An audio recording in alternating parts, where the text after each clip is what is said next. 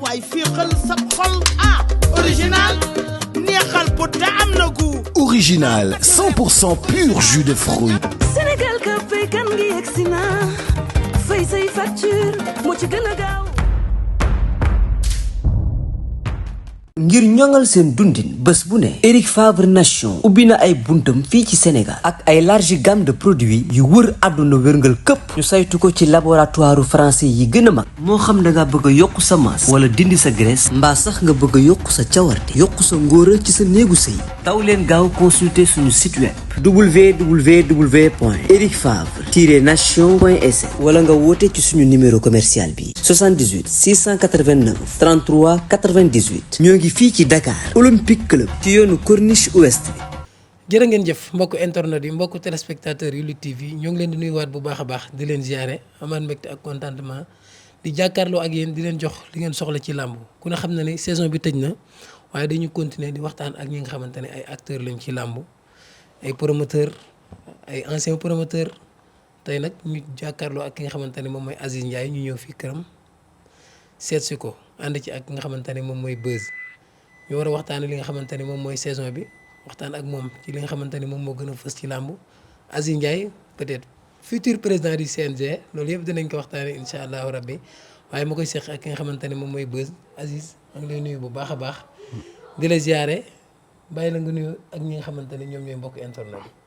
jërëjëf Hadj Lamine maa ngi lay nuyu bu baax di la ziare di nuyu mbokk internet yëpp ñi seetaan Lutte TV yëpp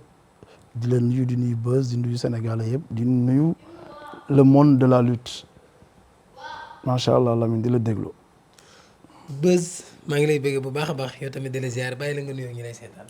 waaw Lamine maa ngi lay fay bu baax di kontaan tey moom dama ñëw buruxlu ndax itam tey bëgguma ñu may grand bi dara ndax wax dëgg yàlla yaakaar naa interview bu mun nañ ko woowee grand entretien bu mag a mag la ndax naanaan lañu dalal koo xamante ne ci làmb liggéey na ci lu bëree bëri au début Benjamin lañ ko doon woowee mais léegi yaakaar naa ni mun nañ ko woowee le doyen bokk na ci doyen yi waaw bu nekkul sax le doyen des promoteurs jamono ji voilà donc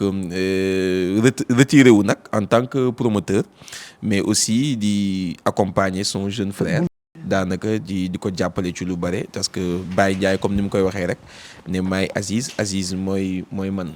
donc yaakaar naa ni waxtaan bu am solo la boo xamante ne am nañ yaakaar tey buñ ci génnee lu bëri war na mun a leer jamono ji Lamine ndax fin de saison day baax ñu def li nga xamante ne mooy bilan ba pare di def ay entretiens yoo xamante ne dinañ ci mun a tirer le maximum d'informations et de résolutions qui vont nous permettre vraiment déwén mun a nekk saison bi gën a mag encore incha allah rabbi. macha allah Aziz loolu am na solo suñu première question rek dañu dugg ci saison génn ci mu nekk saison bu neex a neex waa ak lu lamb gën nañoo dund saison bu mel nii promoteur yëpp ku ci nekk bay ci sa waar waaye Albourakh Events aussi ñu wane ci seen bopp bu baax a baax coow li nag bari na ci côté yëpp CNG mbër promoteur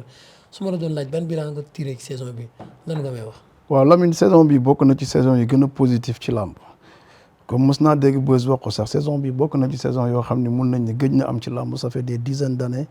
su fekkee ni mos na am sax ci làmb laay wax parce que li ko waral bari na indice yuñ ci mën a jàpp ndax saison boo gis ay mbëru VIP bëri ci ay 2 fois Modou Lo bëri ci 2 fois Tapha Tine 2 fois Eumeu Sène 2 fois Ama Baldé 2 fois loolu musul am sax ci saison laay wax en tant que VIP loolu depuis tous les temps musul am un retour de Balla Gaye loolu lépp dafa nekk des indices qui prouvent que saison bi c'est la meilleure saison de tous les temps loolu il faut l'accepter parce que li ko waral wax naa la ko léegi y a de jeunes espoirs yoo xam ne feeñ nañ ci ku mel ne ay Diop de ay Talfa ay Pokola ay Liss Ndiago y a une révélation de jeunes à de face beaucoup de lutteurs des VIP qui ont lutté 2 fois ay jeunes lutteurs yoo xam ne émergé nañ donc c'est des indices qui prouvent que saison bi c'est la meilleure saison de tous les temps wax dëgg yàlla. côté CNG wala Beuz mën nañu mujjee foofu noonu noo ko gisee CNG bi ñu mujjee ko parce que point la boo xamante ne xam naa ne dina jël temps bu bare. man fi may ñëkk a ñëw ak moom rek moom mooy tey le retour de Albourakh parce que aussi Albourakh on a l'impression que c'est une structure bi nga xamante ne def na fi 10 ans wala 15 ans mais non Albourakh benn combat la amoon avant saison bi mooy 2019 la Albourakh tëggoon Boy Niang ak Lac de Guiers numéro 2 mais lan moo waral entre 2019 et 2023 Albourakh organisé wul benn combat. waaw loolu je pense que c'est une question qui est très importante parce que Albourakh bi muy doog a commencé di tëggal làmb c'était la suite de Aziz Production man bi ma bàyyee après j'ai laissé benn vide après bàyyi ñëw en tant que sama rak jël ay initiative ak sa responsabilité ni dafa bëgg a tëgg un combat mu def ko après il avait bien réussi après mu gis ni am na beneen liggéey bu mun a def il s'est lancé dans l'automobile nekk ci liggéeyam mais ba à un certain moment on a senti un grand vide bu mag bu amoon ci làmb ji, la rareté des combats, la rareté des sponsors, la rareté des événements, des combats événementiels. Et beaucoup de gens se sont rapprochés de nous pour voir quelle est la solution pour nous apporter la lutte. Man, à mon niveau, mon licence, je ne suis pas promoteur, mais j'ai des idées. Je voulais chercher quelqu'un qui pouvait le porter. Baye était venu me dire que man, mon lamb. Et il a pris l'engagement de le faire bien. Après, man, ci li ma am ci expérience, am ko ci xalaat, mën naa la ko procurer. Je peux être derrière toi, di la jàppale, di la accompagner sur certaines solutions avec la démarche des sponsors. Mais en tant que tel, man, mënatuma tëgg lamb. Wax dëgg yàlla parce que sama calendrier ak sama liggéey ak sama temps permettre ma ko, aw ma ci ndigal pour def ko. Donc, je ne peux pas le faire en tant qu'Aziz Ndiaye. Mais je peux être Aziz Ndiaye qui accompagne son jeune frère Mouteg Lamb. Est-ce qu'il y a une corrélation entre Balla Gaye numéro 2 qui est dans la lutte, ñu bëree cachet demeetul noonu ba ñu naan sax amel nañ ko xaalis fayuñu ko ak le retour de Albourakh est-ce que loolu Albourakh ñëwul pour yëkkati cachet yi ñëwul pour placer tey ki nga xamante ne moom mooy Balla Gaye 2 son lutteur dans de meilleures conditions financières? Non, bien vrai que Balla Gaye a subi benn moment benn descente aux enfers comme on peut le dire sur beaucoup de niveaux parce que dem na ba pour dire vrai il avait des difficultés par rapport à moom ak certains promoteurs qui étaient là. Il y avait même, comme on le dit toujours, pour ne pas le cacher, il y avait un groupe de personnes qui sont dans la lutte. Yo xamni sen souhait yoy yep mo don sétane Balla Gaye mu baña beuré parce que donon na pour ñu am un combat de Balla Gaye difficile on na trop parce que les gens disaient que ni dans leur tête ou dans leurs esprits ñom liñu bëggoon moy que Balla Gaye reste un lutteur qui n'aura pas de combat adversaire buñ ko waxal ñu ni warul beuré ak mom koku mo raw Balla Gaye dafa nek ci saaku bi bu ko kenn jox combat warul bëre moom beaucoup de gens se sont levés pour dire que ni Balla Gaye warul am combat parce que bon soo ko seetloo bi Balla Gaye biñ ko waree taxawal ak Tapha Tine y a beaucoup de gens qui sont levés dire que oui duñ ko seetaan duñ bëre kii du bëre kële sans raison parce que Balla Gaye moo daanoon Tapha Tine war na ko may revanche quoi qu'on puisse dire c'est un lutteur boo xam ni dafa war a am combat il commençait à subir une injustice dans la lutte ñun nag mënul nekk suñu frère nekk suñu xarit nekk suñu nit ñuy seetaan benn injustice bu nar dal ci kawam ci ay nit bëgg a def benn lobby pour l'écarter Balla Gaye de la lutte on s'est levé comme un homme jàkkaarloo ak ñoom fexe ba Balla Gaye am combat am ci ndam. pour yow lan lañ ci jublu. bon liñ ci jublu woon ñoom ñoo ko xam nga làmb ji moom kenn mënul nëbbatu ñun xamante nañ suñu biir lu waay nar ak lu waay bëgg a def xam nañ ko gis nga ni bi ngay dégg ñuy agiter un Balla Gaye warul bëri kii kuñ ko booleel ñu jël kooku jox keneen. Balla Gaye nar fi nekk un lutteur sans combat avec des difficultés ay promoteur war ko fayuñu ko bëgg ko indil coow ci amel nga ma combat amel woo ma combat affaire yu bari nar a am ñun tam di jug taxaw parce que nit soo amee sa nit ñu nar ko néewal doole wala war ko sàkkal pexe da ngay jug taxaw. 4 avance yi Balla Gaye jëloon te mu jëloon ko ci sa ndigal est-ce que yóbbuwoo ko difficulté yooyu noonu nga xamante ne traversé na ko bu nekkoon tey la est-ce que di ngeen ko jëlaat 4 avance. non yóbbuwoo ko difficulté xam nga dans la vie Balla Gaye a fait tout dans la lutte sauf jël ñetti avance yàgg na ci làmb parce que claf yi nga fiy dégg tournoi yi nga fiy dégg yëpp ay mbër yu jël ñetti combat la ñuy doon et on avait vu l'opportunité que ni Balla Gaye c'est un lutteur boo xam ni bëre mooy métier am su gisee ku ko jox ñeenti combat da koy jël du woon ñeent sax ñett la woon ak benn promesse de combat bu fi nekkoon donc jël na ñetti combat yi il a eu 2 défaites 1 victoire sur ces combats mais mun nañ wax ni sportivement c'était pas un bon résultat mais financièrement aussi c'était un bon cash c'était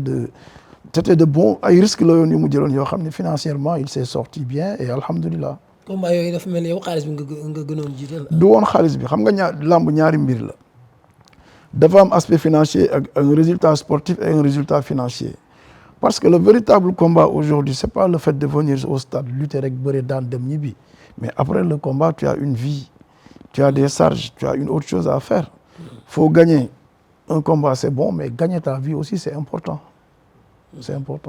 mais ñu gis ni Balla Gaye 2 aussi une maison à Ngaparou, Balla Gaye 2 une très belle Mercedes, Balla Gaye 2 commencé ñu naan INSEP et tout. Qu'est-ce qui motive aujourd'hui ngeen bëgg toujours di wane cette partie un peu financière de Balla Gaye 2? C'est en termes de pour wane ni que vous l'entretenez bien wala lan mooy objectif bi derrière?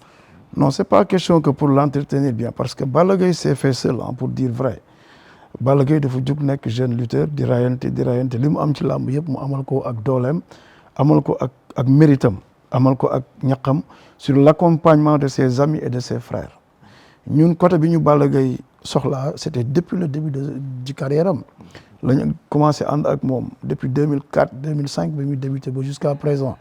dañu ànd ak moom ci ay bànneex ànd ak moom ci ay moments yu sombre mais nit nag su leen yàlla boolee ngeen ànd ci moment yu neex bi muy débuté moment yu difficile te mosuñu ko bàyyi mosuñu ko wan ginnaaw ça veut dire que ni tey su ngeen àndee da nga ko war a wan ni ko li muy liggéey daf ko war a jariñoo parce que manager un lutteur ne veut pas dire que da nga ko wutal un combat rek mu dem bëri ji daan wala daanu mais après le combat lan ngay jariñ mbër mi ci encadrement financier ci encadrement comment il fait sa vie tey soo xoolee Balla Gaye tu vas remarquer ni il a beaucoup évolué sur la communication. Il a beaucoup évolué sur ses actes, sa responsabilité, nekk une grande personne, une personnalité. Loolu lépp dafa bokk ci accompagner un lutteur. doo ko seetaan su waree def émission da nga war a wax ak moom lan la war a wax lan la warul wax su defee des erreurs nga rectifier ko wax ko ni ko waroo woon wax lii waroo woon def lii su liggéeyee tam ba am koom-koom nga xamal ko ni ko lii nga jëlee ci làmb ji da nga ko war fii nga ko war a def ak fii nga ko war a dugal di ko sàmmal alalam day tax après le combat et après le sport et après la lutte mbër moomu du regretter lan moo taxoon mu nekk mbër. Mais est-ce que aussi Albourakh gagnewul 100% sur cette collaboration avec Balla Gaye 2 puisque Balla Gaye 2 agent wam proche collaborateur de Albourakh la. Est-ce que tey cachet yu ñu ko war a fay dinañ ko fay vraiment ngeen ko peut-être exploiter di ko fay ay 80 millions 90 millions alors que c'est lui qui remplit les pay-per-view qui remplit les stades. Pour couper court à cette information bi ngeen cette saison à Albourakh Balla Gaye a eu les meilleurs cachets pour wax la ne la Albourakh n'exploite pas Balla Gaye. Mais les meilleurs cachets, est-ce que vous avez battu son record de 150 millions par exemple? Comme je l'ai toujours dit, man mënuma wax salaire am mënuma wax li muy fayeeku mais je sais que Balla Gaye a eu moo am meilleur cachet de la saison à Albourakh au niveau de Albourakh et je peux même dire globalement dans la saison je sais pas li ñu fa yeneen bëri mais Balla Gaye s'en sorti avec vraiment une très bonne rémunération cette saison.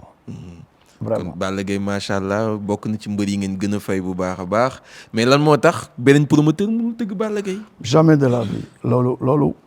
Balla Gaye Albourakh mi ngi koy doog a tëgg depuis l'existence de Albourakh et li tax Balla Gaye Albourakh tëgg ko kenn bëggul woon tëgg Balla Gaye personne ne voulait le combat de Balla Gaye li coow li di bari yëpp kenn jugul woon def day farata tëgg combat xam nga farata tëgg combat. mooy waxaale ak mbër jox ko avance bi nga ko war a jox mu dem préparer ji combat am. ok mais lu ñu jaaxal Balla Gaye jotagul sax avance amagul sax adversaire Albourakh joxe date du prochain combat de Balla Gaye 2 loolu moo jaaxal nit ñi mooy mel ni Balla Gaye 2 bu ko beneen promoteur xalaata dëgg. déedéet Albourakh dafa am yéene am souhait. souhait bi mu am mooy fin de saison Balla Gaye bëreel ko mais attention que faut penser que Balla Gaye peut faire 2 combats cette saison c'est possible. Il y a une possibilité. Et il y a une possibilité que Balla Gaye def 2 combats. Mais avant possibilité que Balla Gaye man est-ce que tey Makan Meng wala jàmbaar position bu ñu ñëwoon di dox waxaale Balla Gaye xanaa da ngeen di surenchère affaire bi. Jamais de la vie man nekkuma ci loolu man je suis là pour l'intérêt de la lutte. Je l'ai toujours dit si un promoteur paye plus que Albourakh qui est mon frère. Balla Gaye va lutter avec ce promoteur. Moi je suis toujours là. Vous êtes comme vous l'avez fait toujours avec Gaston. Toujours man li ma wax rek je suis très cohérent ci samay wax. Balla Gaye n'est pas en exclusivité avec Albourakh. mais gisuñu keneen ku jóg. bëgg a dox ci combat Balla Gaye amul.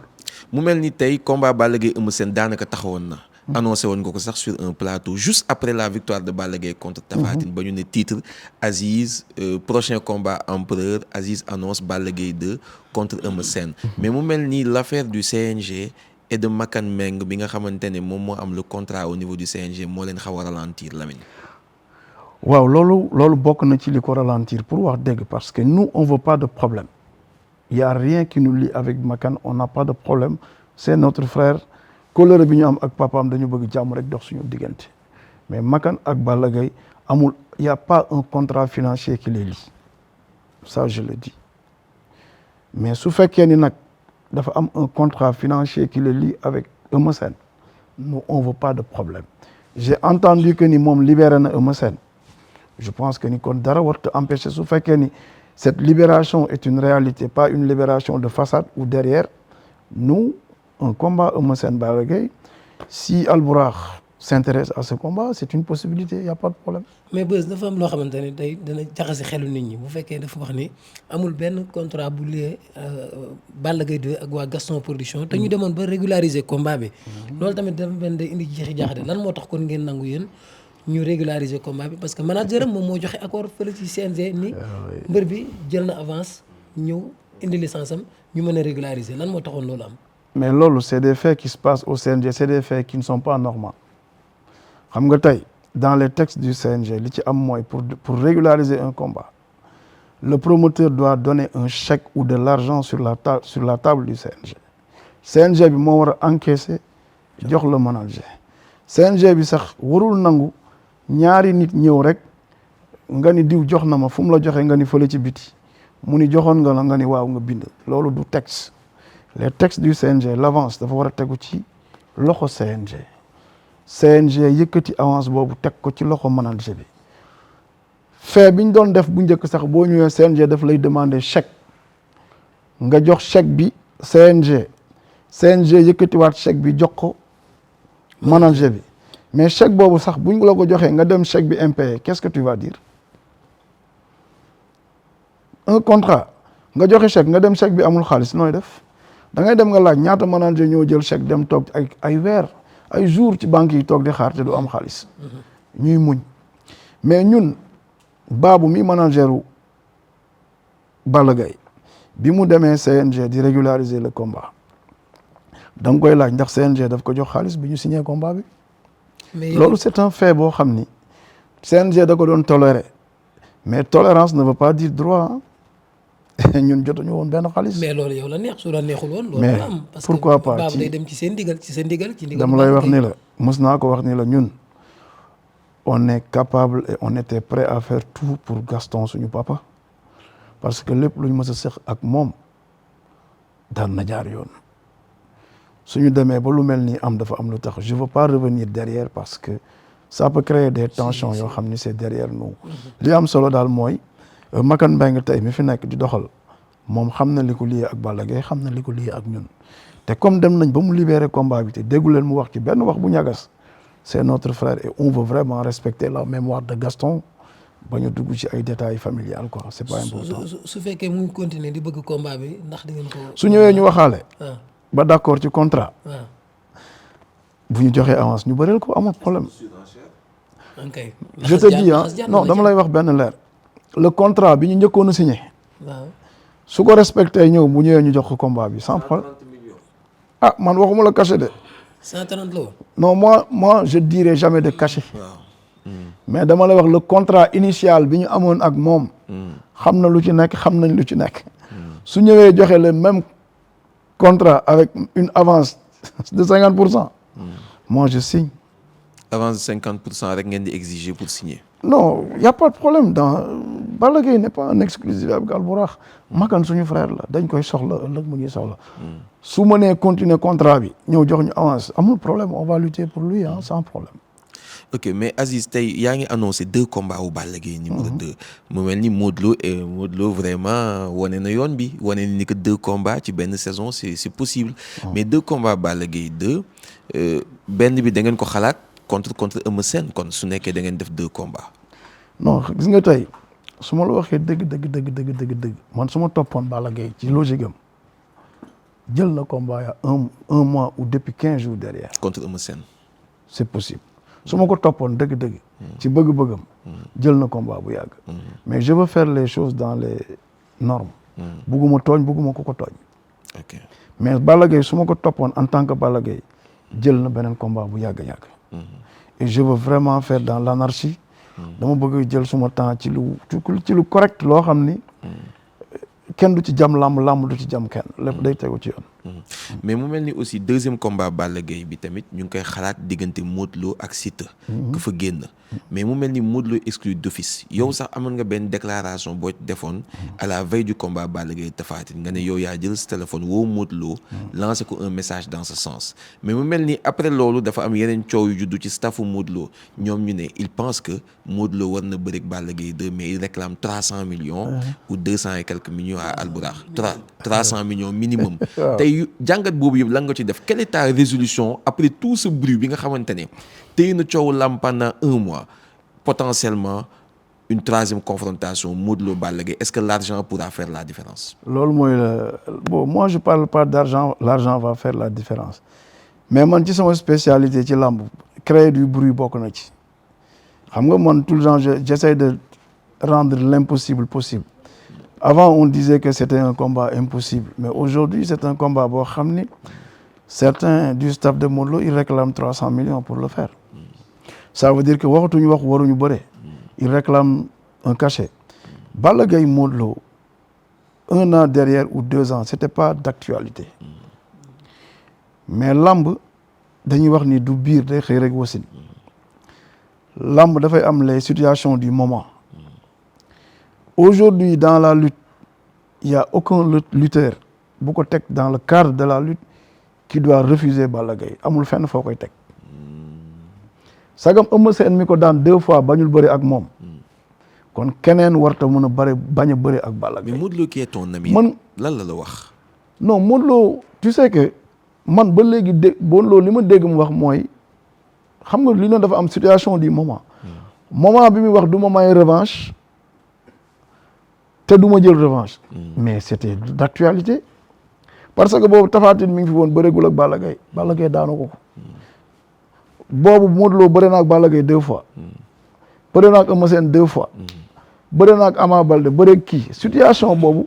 loolu moo doon la réponse d'actualité mais un Balla Gaye bu daan Tapha Tine nekkaat au devant de la scène est-ce que benn mbër mën na ko bañ. c'est-à-dire les situations du moment day tax mbër bi changer position tout le temps parce que lamb moo la koy imposer te un Balla Gaye Modou Lo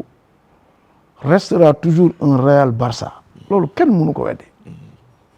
donc situation bi mu ko Modou Lo di waxee woon moment boobu loolu moo nekkoon d'actualité te ñëpp ko nanguloon mais tey bu ñuy wax dans le cadre du sport et dans le cadre du business il y a aucune raison qui pousse Modou Lo à refuser un combat de Balla Gaye. mais combat boobu su fekkee Modou Lo pare na ak stafam yëpp xaalis du tere ngeen décrocher combat bi. déedéet Khadim Gadiaga nee na ñoom 300 la ñuy laaj pour bëreeg Balla Gaye. mais 300 jarul loolu. non ñun Balla Gaye su ma gisoon 150 millions contre Modou Lo la moitié ñoom nañu ut promoteur ñun fay ñu 150 bëgg nañ xam nga ñoom 300 la ñuy laaj ñun nañ indi promoteur ñun jox ñu 150 la moitié bëgg nañ. Khadim Gadiaga dafa wëlbatikuwaat defaat benn réaction. mu ne moom boo gisee mu ne dafa bëgg Balla Gaye Modou Lo mu déclaré loolu parce que dafay bañ ngeen sot Modou Lo parce que bu ngeen waxee ni du ngeen bëreeg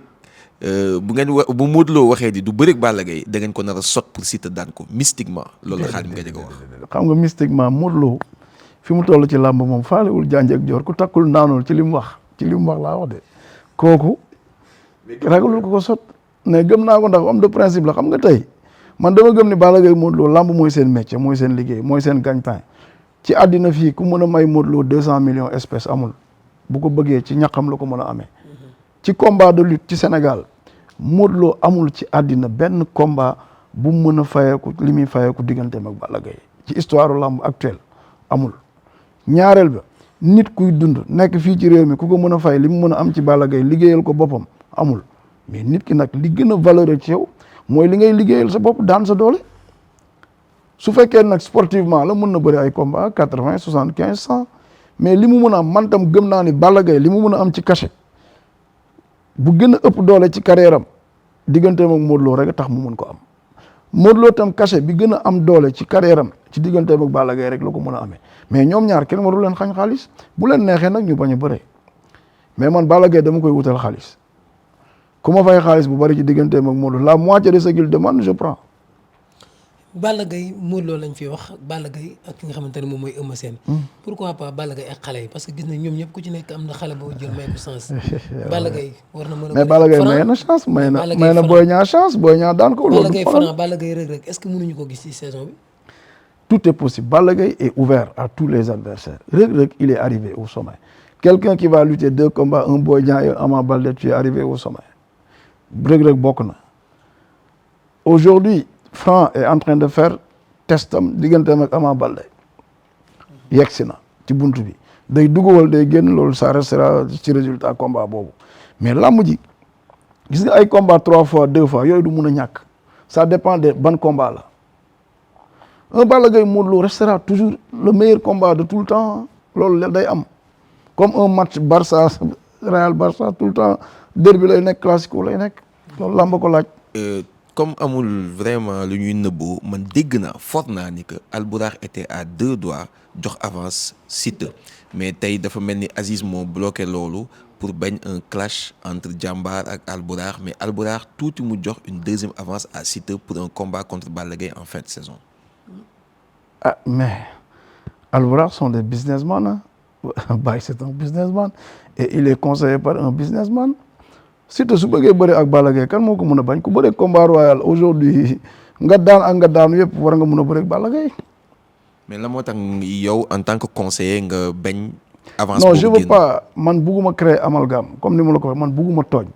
dañ may taxer de perturbateur mais du ma tooñ xam naa logique. Siteu ne peut pas être dans un contrat. avec Jambar war a bëri un combat royal nga koy utal un adversaire boo xam ne après son combat royal la déjà da ngay indi jiixi jaaxa ci diggante yi parce que da nga naan nit ñi li ñuy njëkk a xalaat mooy kii fi mu dugal xaalisam il va essayer de défendre ses intérêts lamb lañ nekk da nga naan man jox naa Siteu avance kon damay jël sama doole yëpp def ko ci Siteu pour mu daan te Modou Lo amuñu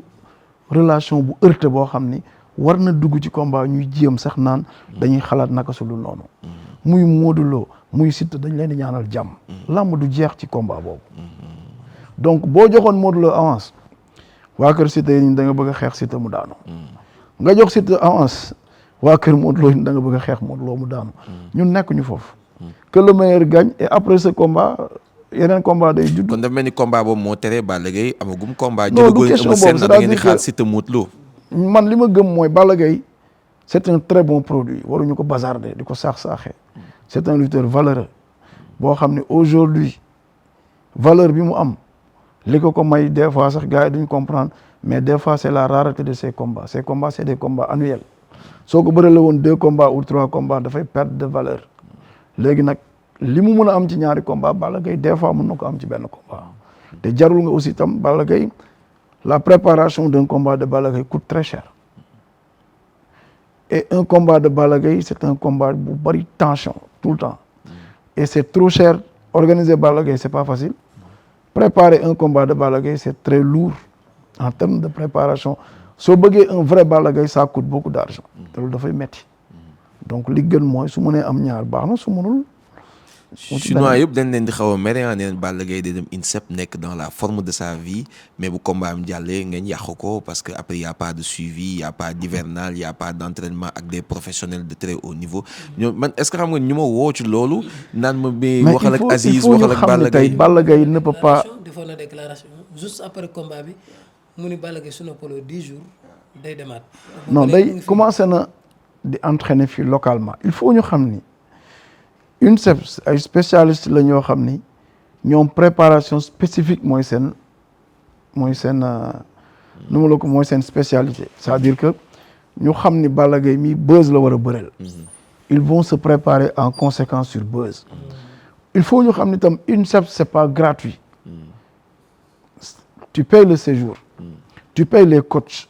tu payes les médecins tu payes tout le monde les installations loolu ci mbër bu amul combat dafay metti il faut que mu am un combat calé sur une durée de 4 mois de préparation mu dem séjour ne 4 mois un 4 mois de Balla Gaye c'est trop cher. Quel est l'objectif de Balla Gaye 2? Quel est l'objectif de l'agent de Balla Gaye 2 actuellement? Est-ce que c'est redevenir roi des arènes ou bien être le lutteur le plus cher ou bien ban objectif mooy nekk derrière tey tout ça. xam nga man dama fi waxoon ni Balla Gaye ne courait pas derrière les titres utatul ay titres fonciers lay wut am na ay kër am xaalis boobu mi ngi woon ci dynamique bu bien mais aujourd'hui Balla Gaye a eu tous les titres de la lutte nekk na roi des arènes il était le plus jeune roi des arènes de sa génération le premier roi des arènes de sa génération il est le premier empereur de sa génération nekk na meilleur lutteur nekk na lu nekk titre bu nekk am na ko mais loolu aussi doo ko sànni da nga koy consolider da nga koy téye aujourd'hui dañu bëgg mu rester sur le cap bi mu nekk continuer ba il peut encore régner pendant 3 ans 4 ans man sama objectif dëgg mooy Balla Gaye gagne ses 4 prochains combats.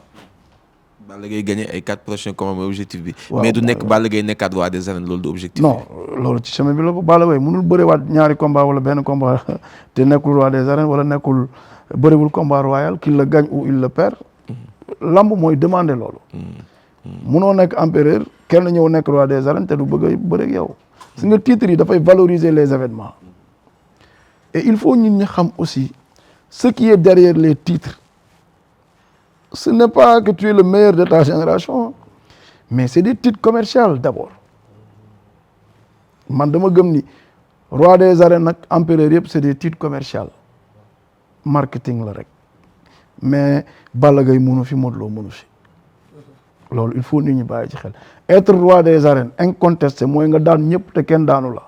te loolu kenn mënatu ko réussir dans la lutte mën nga nax sa bopp naan maay roi man lañ ko jox maay empereur man lañ ko jox wala Aziz moo créé empereur mais fii kenn daanu fi ñëpp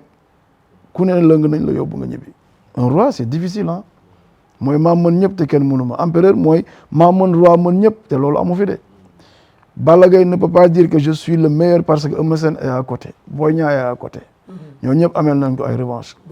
Modou Lo ne peut pas dire que je suis le meilleur parce que ki la daan 2 fois munoo dem bàyyi ko Bombardier mi la daanoon bàyyeegul am na ñoo daanagul kon mën ñëpp jafe na dinañ ko glorifier wu rek titre la pour valoriser sa effort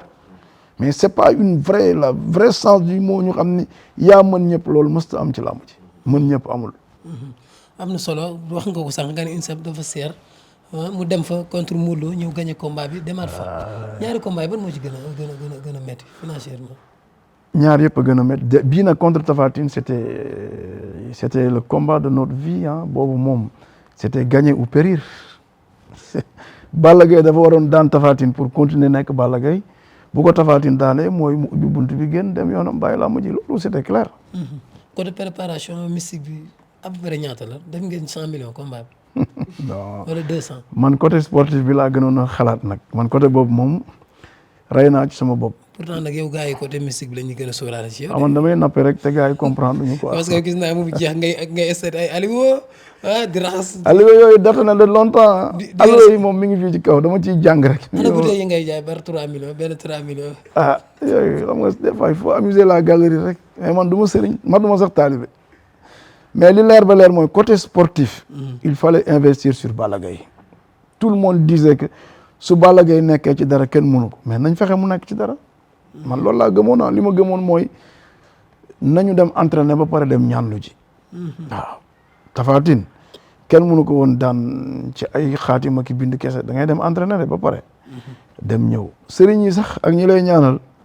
soo nekkul ci état de forme boo ñëwee dañ lay wax ni lan dama jàpp aw ma jot donc foog nga nekk ci dara. bu ñu jógee ci Balla Gaye mënuñu bañ a wax Balla Gaye te waxuñ ci rakk ji mooy Sa Thiès. ñu bëri ne woon nañ Albourakh dafa mettre en place une stratégie. pour préparer l'après Balla Gaye. mooy Albourakh dafa jox Sa Thiès Eumeu Sène. pour bu Sa Thiès daanee Eumeu Sène ñu organiser Sa Thiès Modou Lo combat royal mu mel ni seen plan yi dafa capoté. non xam nga tey nit doo liñ naan doo bëgg mag bañ rakk loolu amul fenn Sa Thiès dañu gisagul adversaire am moo tax amul combat pour wax dëgg maa ngi dégg ñuy wax pourquoi pas Sa Thiès Gris Bordeaux mais combat ñaar ñoo koy def est-ce que Gris Bordeaux dafa nangu woon bëri ak Sa Thiès non je dis la vérité Gris Bordeaux dafa yor avance Albourakh pare ñu bëgg ko booleeg Sa Thiès moom ak staffu Fass ni duñu bëri ak Sa Thiès à l'état actuel est-ce que dañuy bàyyi Gris Bordeaux ak avance Albourakh mu dem tëdd këram non la question était que dañuy Gris Bordeaux ak Ama Baldé yëpp dañ leen waxoon ne leen ku ci bëree ba pare daan dañ lay jox combat et il fallait les donner des avances avant combat ñoom ñëpp avant ñuy bëri si ku ne yor nga avance puis Ama Baldé daanee le projet c'était boobu c'était Siteu ak li ci xew lépp bi mu paree on a continué Ama Baldé avec Franc mais Gris Bordeaux fekk na moom mu jël avance est-ce que dañuy dem ni ko delloo ñu xaalis bi nous on est venu ni ko Sa Thiès moo fi nekk face ak Gris Bordeaux ni ñoom il préfère Zarko que Sa Thiès toog nañ depuis des jours et des 1 mois presque ou 20 et quelques jours toog di discuter ak moom tout le temps il nous disait que su ngeen bëggee ma bëreel leen keneen mais pas Sa Thiès mais est-ce que ñun dañu fiy toog di ko xaar bàyyi ko suñu xaalis et on a benn programme bu ñu war a lancer on était obligé de lui trouver un adversaire et Zarko était mieux placé ci moment boobu. Sa Thiès change de manager Bassirou Babou Sa Thiès ñuy gis ay interview ñu naan Sa Thiès toon na Balla Gaye mais bu fekkee c'est pas vrai sax gars yi ci titres yi ñooy abusé est-ce que aujourd'hui il y a pas un petit différent entre vraiment Sa Thiès et Albourakh ou Sa Thiès et Balla Gaye? Non, Sa Thiès Albourakh amuñu benn différence te duñu mës a am différence. Sa Thiès comme je vous ai dit boo demee laaj ko première licence su Sa Thiès Baye Ndiaye mii nekk promoteur Albourakh moo ko utaloon moo ko fayaloon moo am licence. Nous on a une histoire avec la famille de Balla Gaye. Comme ni Balla Gaye di waxee première salle de musculation man maa ko fayaloon en 2004. Sa Thiès première licence am Balla bi muy bëree Baye moo ko fayaloon amuñu problème. nit ñi ñooy chercher fu dara nekkul ñu jëm fa def dara. wala défaite bi metti ñu saalit. waaw loolu on a l'habitude Balla Gaye bi ko Bombardier daanee premier combat am détail yu mel ni amoon na. tout le temps dafay am day am mais Sa Thiès ku yaru la na xam ni Balla Gaye magam la ñoom ñaar ñoo bokk ndey ak baay diggante Sa Thiès ak Balla Gaye Aziz Ndiaye waru ci xaj seen yaay waru ci xaj Baye Ndiaye waru ci xaj keneen waru ci xaj nañu xam ni ñoom ñaar li ñu bokk ñoo ko bokk. macha allah te bu làmb jeexee ñooy bokkaat seen ndey ak seen baay te làmb dafay jeex amul kenn ci ñoom kuy defaat 10 ans ou 15 ans ci làmb ji te tekki woo sa ngëm après ñoom ñooy bokkaat kër bokkaat lépp. bu kenn dugg seen biir man du ma ci dugg man c'est des détails familiales yoo xam ni vraiment du ma ci simisé wu quoi ñaar ñu bokk ndey ak baay na ci ñëpp génn bàyyi leen ñoo bokk ndey ak baay. kàddu yi rafet na Sa Thiès Tapha Tine c'est un bon combat c'est un bon combat. est-ce que yéen a ngi ci logique boobu ñoom ñaar ñëpp amuñu combat fu mu toll nii. suñu bëggantee xam nga mbëri des fois ñu wax ay combat ci biti mais c'est un bon combat tey Tapha Tine su bëggee Sa Thiès moo ko teree neex ah combat bu neex. Sa Thiès jox na leen aval moom. non joxuñu aval comme li nga ko waxee dégg naa changé na manager te xamaguñu kuy manager. est-ce que ñoom bëgg nañ ko est-ce que combat bu intéressé na leen. non ça nous intéresse pourquoi ça nous intéresse war nañu intéresser man du bàyyi mooy tëgg mais man je peux le pousser à le faire parce que nous on doit pas lâcher Tapha Tine on doit pas lâcher Sa Thiès ñoom ñaar suñu bëggante je vais dire à Baye mu organiser leen sans problème mais na fekk ñu bëggante rek sans problème. Beuz comme ni ma ko waxee sànq ci commencement bi dama waxoon ni dañuy def bilan saison bi parce que gis nañ ni liggéey nañ ak Luc Nicolaï ci le 5 novembre bu nekkoon combat royal après le 30 bi tamit combat bi mu waroon a tëgg naroon ko def le 7 mu jox leen ko mu waroon a dox ci diggante Ada Fass ak Gouye Gui seen collaboration lan moo ko waraloon. ànd nañ fi tamit ba gis président. voilà ànd ngeen fi ba dem nga loolu sax démb la am un an. xam nga tey loolu rek ça prouve que ni Albourakh ay open mind lañ nous sommes là pour pacifier milieu bi quoi toujours essayer de rendre l'impossible possible ci jamono kenn mësul woon xalaat ay Aziz Ndiaye ak Luc Nicolaï bokk benn table di waxtaan loolu nit mësu ko xalaat sax quoi pour plusieurs raisons te dara mësul xew collaboration du ñàkk collaboration bu seen la woon ku ci ne apporter nga li nga waroon apporter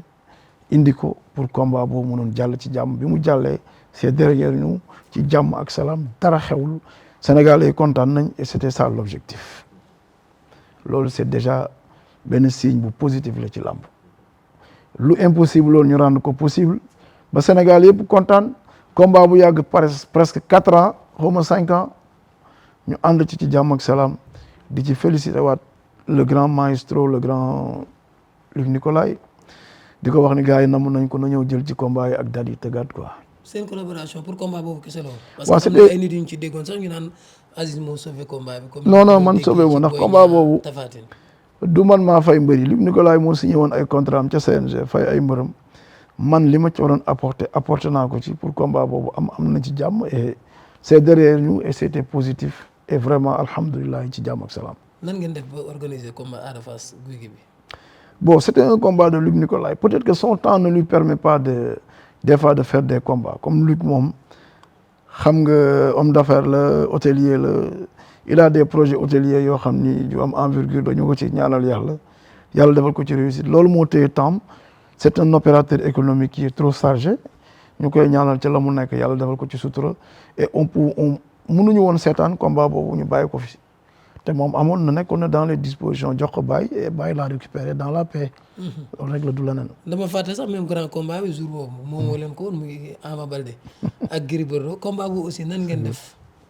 ba récupérer ko ci Ibrahima Diop Kajoor production. booy wax récupérer dafay mel ni da nga jëli. gars yi ay jaay am na ci. non jaay amu ci déedéet tëggal déedéet. li ci xew carrément la. non li ci xew.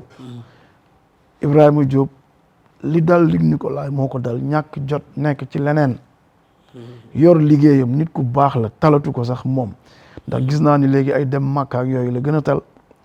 nekk ci liggéeyam amul jot xam nga làmb dafa fiir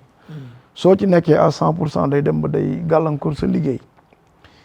ba tax na Ibrahima Diop tam bi mu nekkee ci situation boobu bëggoon joxe combat bi musul wax bàyyi ni ko tëgal ba pare jox ma bis bi ñu signé seen ay contrat ñoom ñaar au niveau du CNG ci la ko bàyyi signer chagam intégralité li mu joxoon mbëri mu delloo ko jox ko avance intégrale li mu leen joxoon et ñu ko ci remercier moom tam di ko jaajëfal bu baax ci compréhension boobu mu am aussi.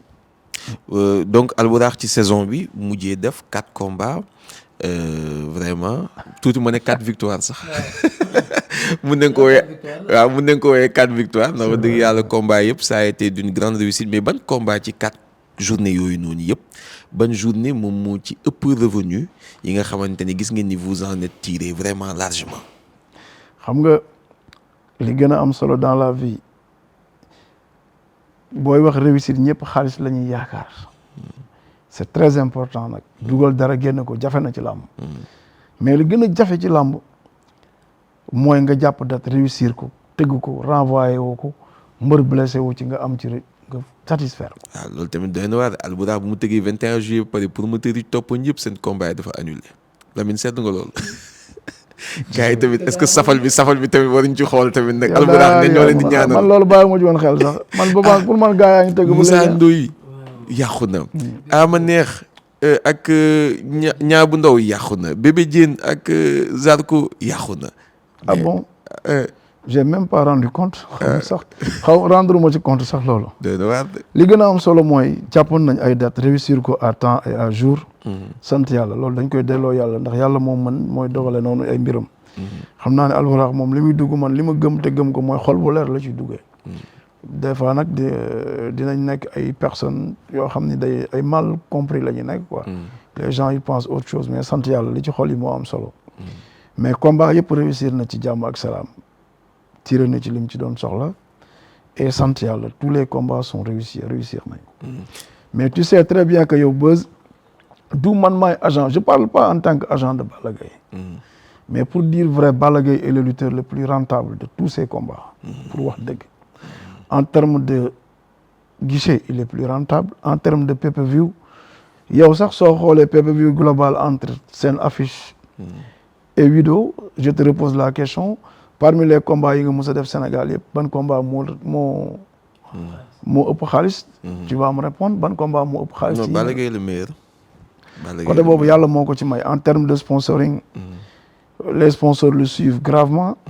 en termes d'entrée de guichet. vraiment Balla Gaye est loin des autres. en termes de pay-per-view aussi.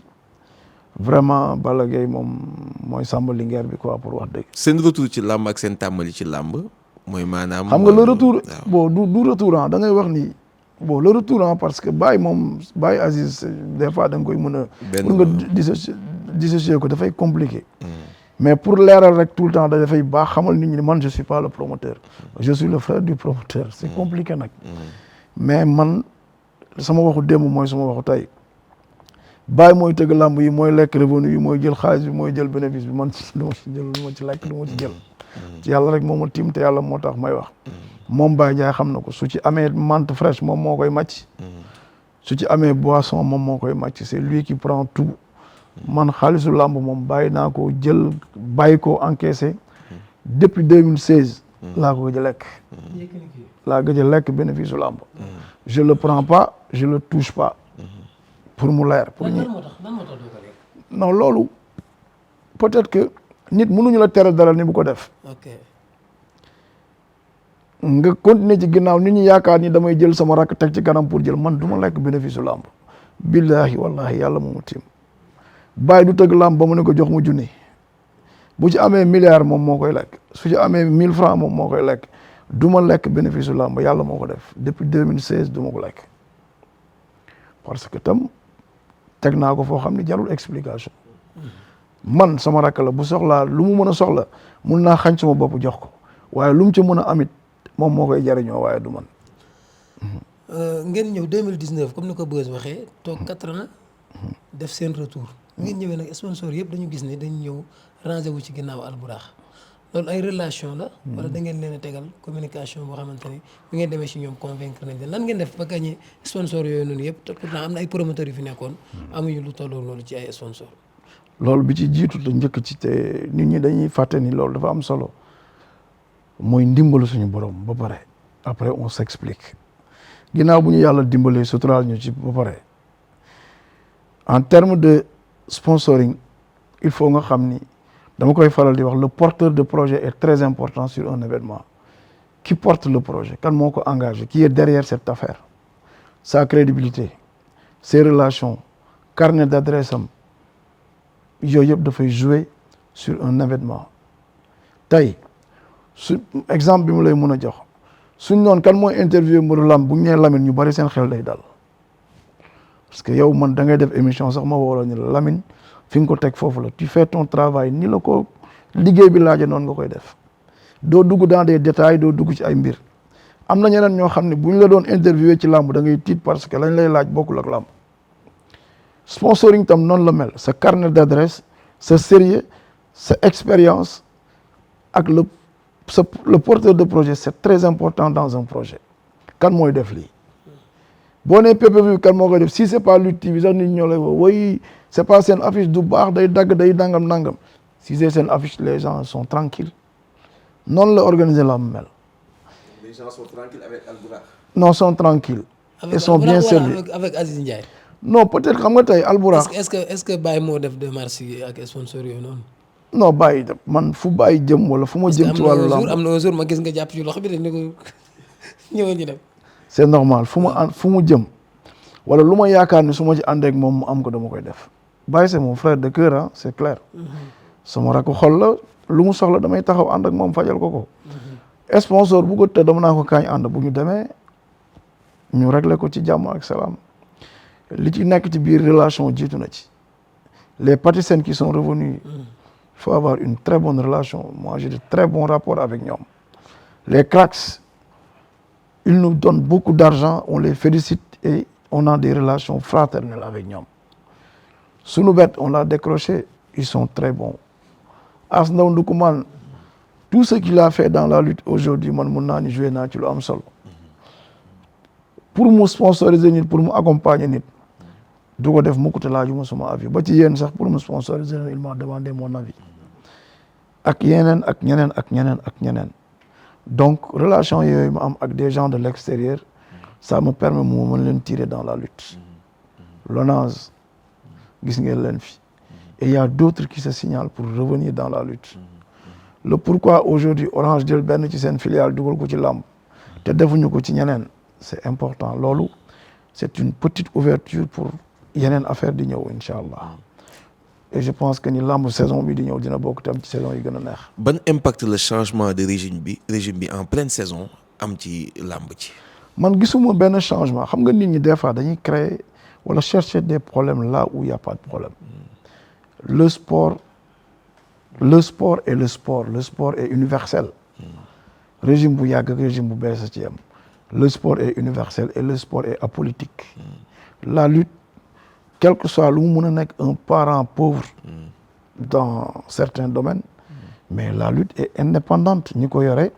ay nit la ñoo xam ni c'est des privés ñoo koy doxalal seen bopp. ñu bëri sax foog ne ni moteur buy doxal làmb ci état bi la mais état bi jóge fi làmb gën a neex maanaam gouvernement fi nekkoon jóge fi làmb gën a neex. c'est une bonne réponse depuis février combat yi am musul am làmb yi am musul am. combat yi gën a taxaw. gën a taxaw gën a neex saison bi jeexagul sax combat yi taxaw jëm déwén ça veut dire que sénégalais yi bëgg nañ làmb amul benn régime bu bañ làmb gars yi ñoo bëgg a diaboliser gars yi rek naan ñii bëgguñu làmb ñëpp a bëgg làmb. est-ce que jot ngeen am opportunité toog ak autorités yi comme facilité bi ngeen amoon bu njëkk doon am ay rapport yu vraiment extraordinaire non on a jamais autorités yi fi nekkoon du question rapport yi ñu amoon ak autorités yi ñoo doon doxal affaire yi c'est la lutte rapport bi mu am ak population bi mooy doxal làmb il faut nit ñi comprendre sénégalais ñoo jël làmb def ko seen xol bëgg làmb ku ci teg loxo mu dem ku ci tegul mu dem bépp promoteur bu yaakaar ni yaay doxal làmb da ngay nax sa bopp soo bàyyee tey Alburax su arrêté woon tëgg làmb tey suba làmb day gën a dox c'est pas que Alburax est là ou ancien régime dafa dem làmb day dee non làmb mbiru suñu borom la.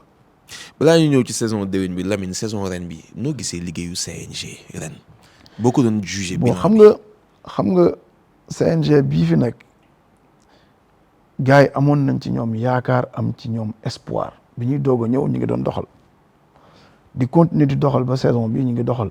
mais aussi tam bu nit ñi focus ci li doxul ñu bëgg a jël lépp mettre ko à la poubelle am na lu positif tey li gën a positif ci làmb moo ëpp li négatif amul benn doxal bu nit di doxal yu am njuumte am nañ ay njuumte ñuy def am na lu baax am na lu ñu war a redresser am na loo xam ne aussi ñeneen nit ñoo koy eggale wala ñoom ñoo koy continuer mais quel que soit alpha dafa laaj tey CNG bi ñu tirer leen chapeau ni def nañ fi lu baax mënuñu wax ni li ñu def baaxul am na lu bari lu ñu def lu baax mais am na lu bari lu ñu def loo xam ne waruñu ko woon def te war nañ ko changer. comme lu mel nan non xam nga tey dem ba ci au cours dem ba ci biir saison bi di changer ay textes di changer ay règlements di limiter ay heures combat di def yéen beaucoup de choses yoo xam ne nii y a beaucoup de choses yoo xam ni bu ñu fàtte ni ñoom ils ont cédé des droits et ces droits yi ñu cédé c'est des privés qui organisent les maîtres d'œuvre de ces événements c'est des privés ñoom des fois dañuy accaparer mbir mi ba mel ni ñoom ñooy les organisateurs te loolu dañuy fàtte seen prérogative aussi ba Aziz en tant que agent Balla Gaye ñu bëri jàpp nañ ni sax Aziz moo jiite xeex bi war a daaneel tey CNG Aziz moo ne Balla Gaye 2 bul dem CNG buñ la convoqué gars yi amuñ droit wala ak yooyu teg benn système bu dëgër boo xamante ne Aziz dafa mel ni candidat la sax pour jëlee fi CNG bi waaw ma première réponse sera je ne suis pas candidat et je ne serai jamais un candidat pour être le président du CNG mon temps et mon travail ne me permet même pas de diriger le CNG pour clore loolu mu gaaw a jeex balaa gars yi yaakaar ni damay wax CNG pour bëgg ko jot man mënuma diriger CNG aw ma jot bi et j'ai mes idées je peux le donner à ku ko bëgg mais mënuma jiite CNG parce que temps bi laa dul am. est-ce que Aziz veut que son élément soit à la tête non du CNG? non man je suis sur nekkuma ci benn lobbying xam nga CNG bi tey boo bëggee ñu dem rapidement dans le sujet man dama gëm ni tey retardu lamb bi ngi commencé ci ni fonctionnement CNG bi di doxe je peux le dire haut et fort lamb mënu fi nekk meilleur sport au Sénégal qui draine le plus de monde au Sénégal ici lamb laa wax de yoo xam ni tey boo jëlee un combat de lutte avec un match de championnat du Sénégal la lutte peut faire 10 fois plus de monde qu'un match de championnat du Sénégal ñooñu am fédération am ay ligue am lu nekk lamb tey ñu bëgg ñu continuer di ñu tànnal ku ñuy jiite depuis presque 40 ans ou 50 ans ou 40 ans ou 30 ans ça doit cesser man waa lamb damay dégg sax ñuy déposer naan man candidat laa kii mën na ko jiite bala ngay mën a jiite mbir da nga war a xam les textes c'est pas une élection ba nit di yëkkati loxoom naan candidat la ñii di def ay voter pour jàmm voter pour diw loolu c'est pas sérieux aujourd'hui premier combat du monde de la lutte mooy réformer le CNG comment le réformer c'est très simple le CNG daf fi nekk benn comité la mais comité ba ña koy doxal dëgg ce sont des privés muy les promoteurs acheteurs de licence qui organisent ñoo xam ne on les cède les droits d'organiser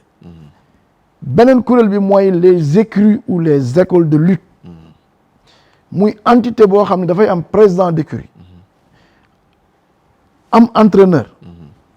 am manager ñooñu ñëpp bokk ci écurie bi ba pare écurie bi affilié ci CNG en tant que écurie am récépissé bu am ampliation au ministère du sport et récépissé bi yaa ngi koy amee ministre de l'intérieur ñaari ministère écurie bu organisé noonu wala association bu organisé noonu affilié ci benn comité loolu dafa war a jeex plus de 300 ou des centaines d'écuries au Sénégal avec des présidents des entraîneurs des managers ñëpp jënd ay licences au niveau du CNG am des cartes de membres bokk ci écurie tey bu ñu demee ba CNG ñu war a fal président bi écurie yi ak école de lutte yi tey ñoom ñoo composé lamb ji ndax mbër yëpp ci écurie ou école de lutte la ñu nekk muy association ñooñu ñoo war a jël les présidents d'écurie ou d'association ñoo war a dem aux élections wala un membre d'une écurie désigné muy l'ensemble des écuries ñoo war a dem élection nag mu doog a am candidature mais un candidat doit être parrainé par une écurie soit le président d'écurie ou le vice-président ou même le manager ou même quelqu'un d'autre dans l'écurie qui forme une association affiliée au CNG mais lamb waratuñu nangu ministre ñëw di ñu tànnal njiit fédération football de Sénégal fédération karaté judo kenn du leen tànnal njiit te yooyu yëpp lamb leen gën a dox ba pare ñun depuis 30 ans ñu am comité te mën a dem ci fédération ku ñu wax ni mënuñu dem ci fédération daf ñuy nax CNG bi ci seen prérogative dañ leen a jox ci seen mission aller vers une fédération CNG dina dagg xaalis dina sanctionner mbër dina def lépp mais waxi fédération la ñuy bañ a dégg ku toog ci chaise bi nag doo bëgg mukk ñu wax la fédération dootoo nangoo dégg fédération mais bun Daouda liggéey na document bi ba teg ko ba war a ñu war a dem dans une fédération te mun na nekk les écuries sont affiliées reconnues am ay nekk ay association mais sawaay lan moo des gars yi nee nañ parparloo bi dañuy ragal comme ñu fal tey ku mel ni Tyson ñu ne day faral waa Pikine ñu faral ku mel kan ni moo jiite fédération football de Sénégal Augustin Senghor daf ci mun a indi dara lu kañ la Gorée gëj a jël coupe wala trophée dafa mun a truquer benn match lamb nan ngay président d'écurie dem élection vice président bi dem élection bu ñu falee ba pare ci biir loolu ñu créer beneen comité qui se charge de la lutte avec frappe parce que la lutte avec frappe est privatisée la lutte avec frappe est privatisée ay promoteurs ñoo koy doxal ay promoteurs privés ñoo koy doxal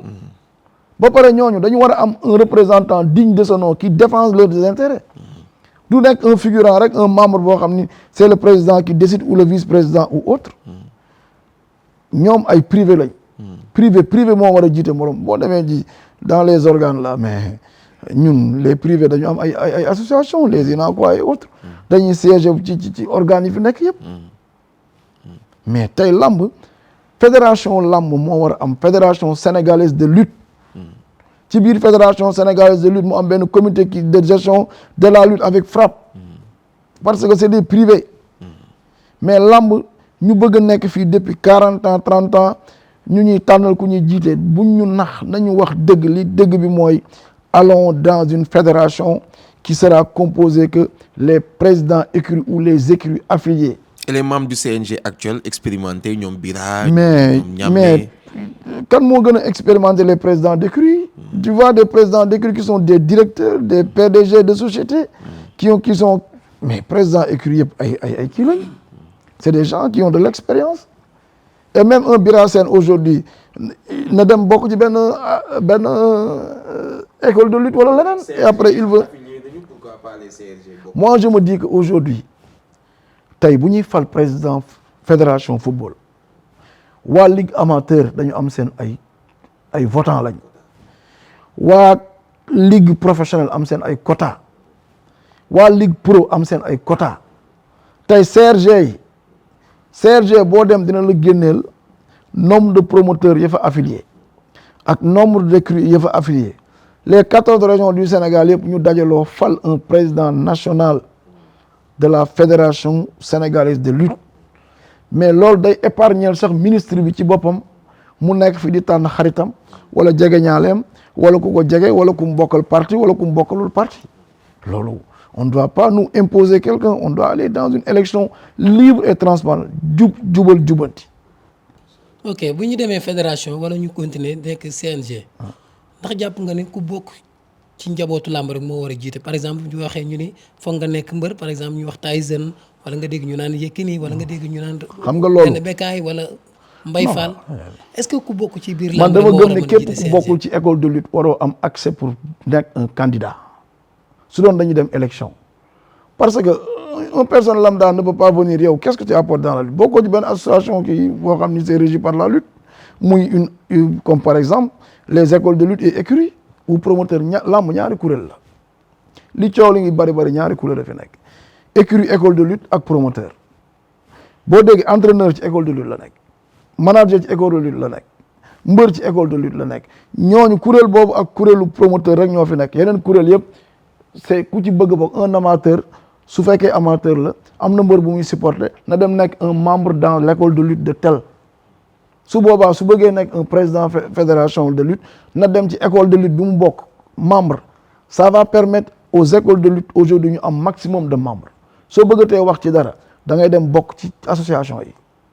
mais aujourd'hui da ngay gis koo xam ne bokkoo ci benn association xëy créer association des amateurs les amateurs doivent affilier dans une écurie bokk ñu xam ne kii écurie tel lay supporter tel comme bu njëkk mais da ngay gis benn waaye jug fële jeune amateur grand amateur ancien amateur te koo ci wax mun la man je suis neutre contre qui la neutralité n'existe pas mon frère.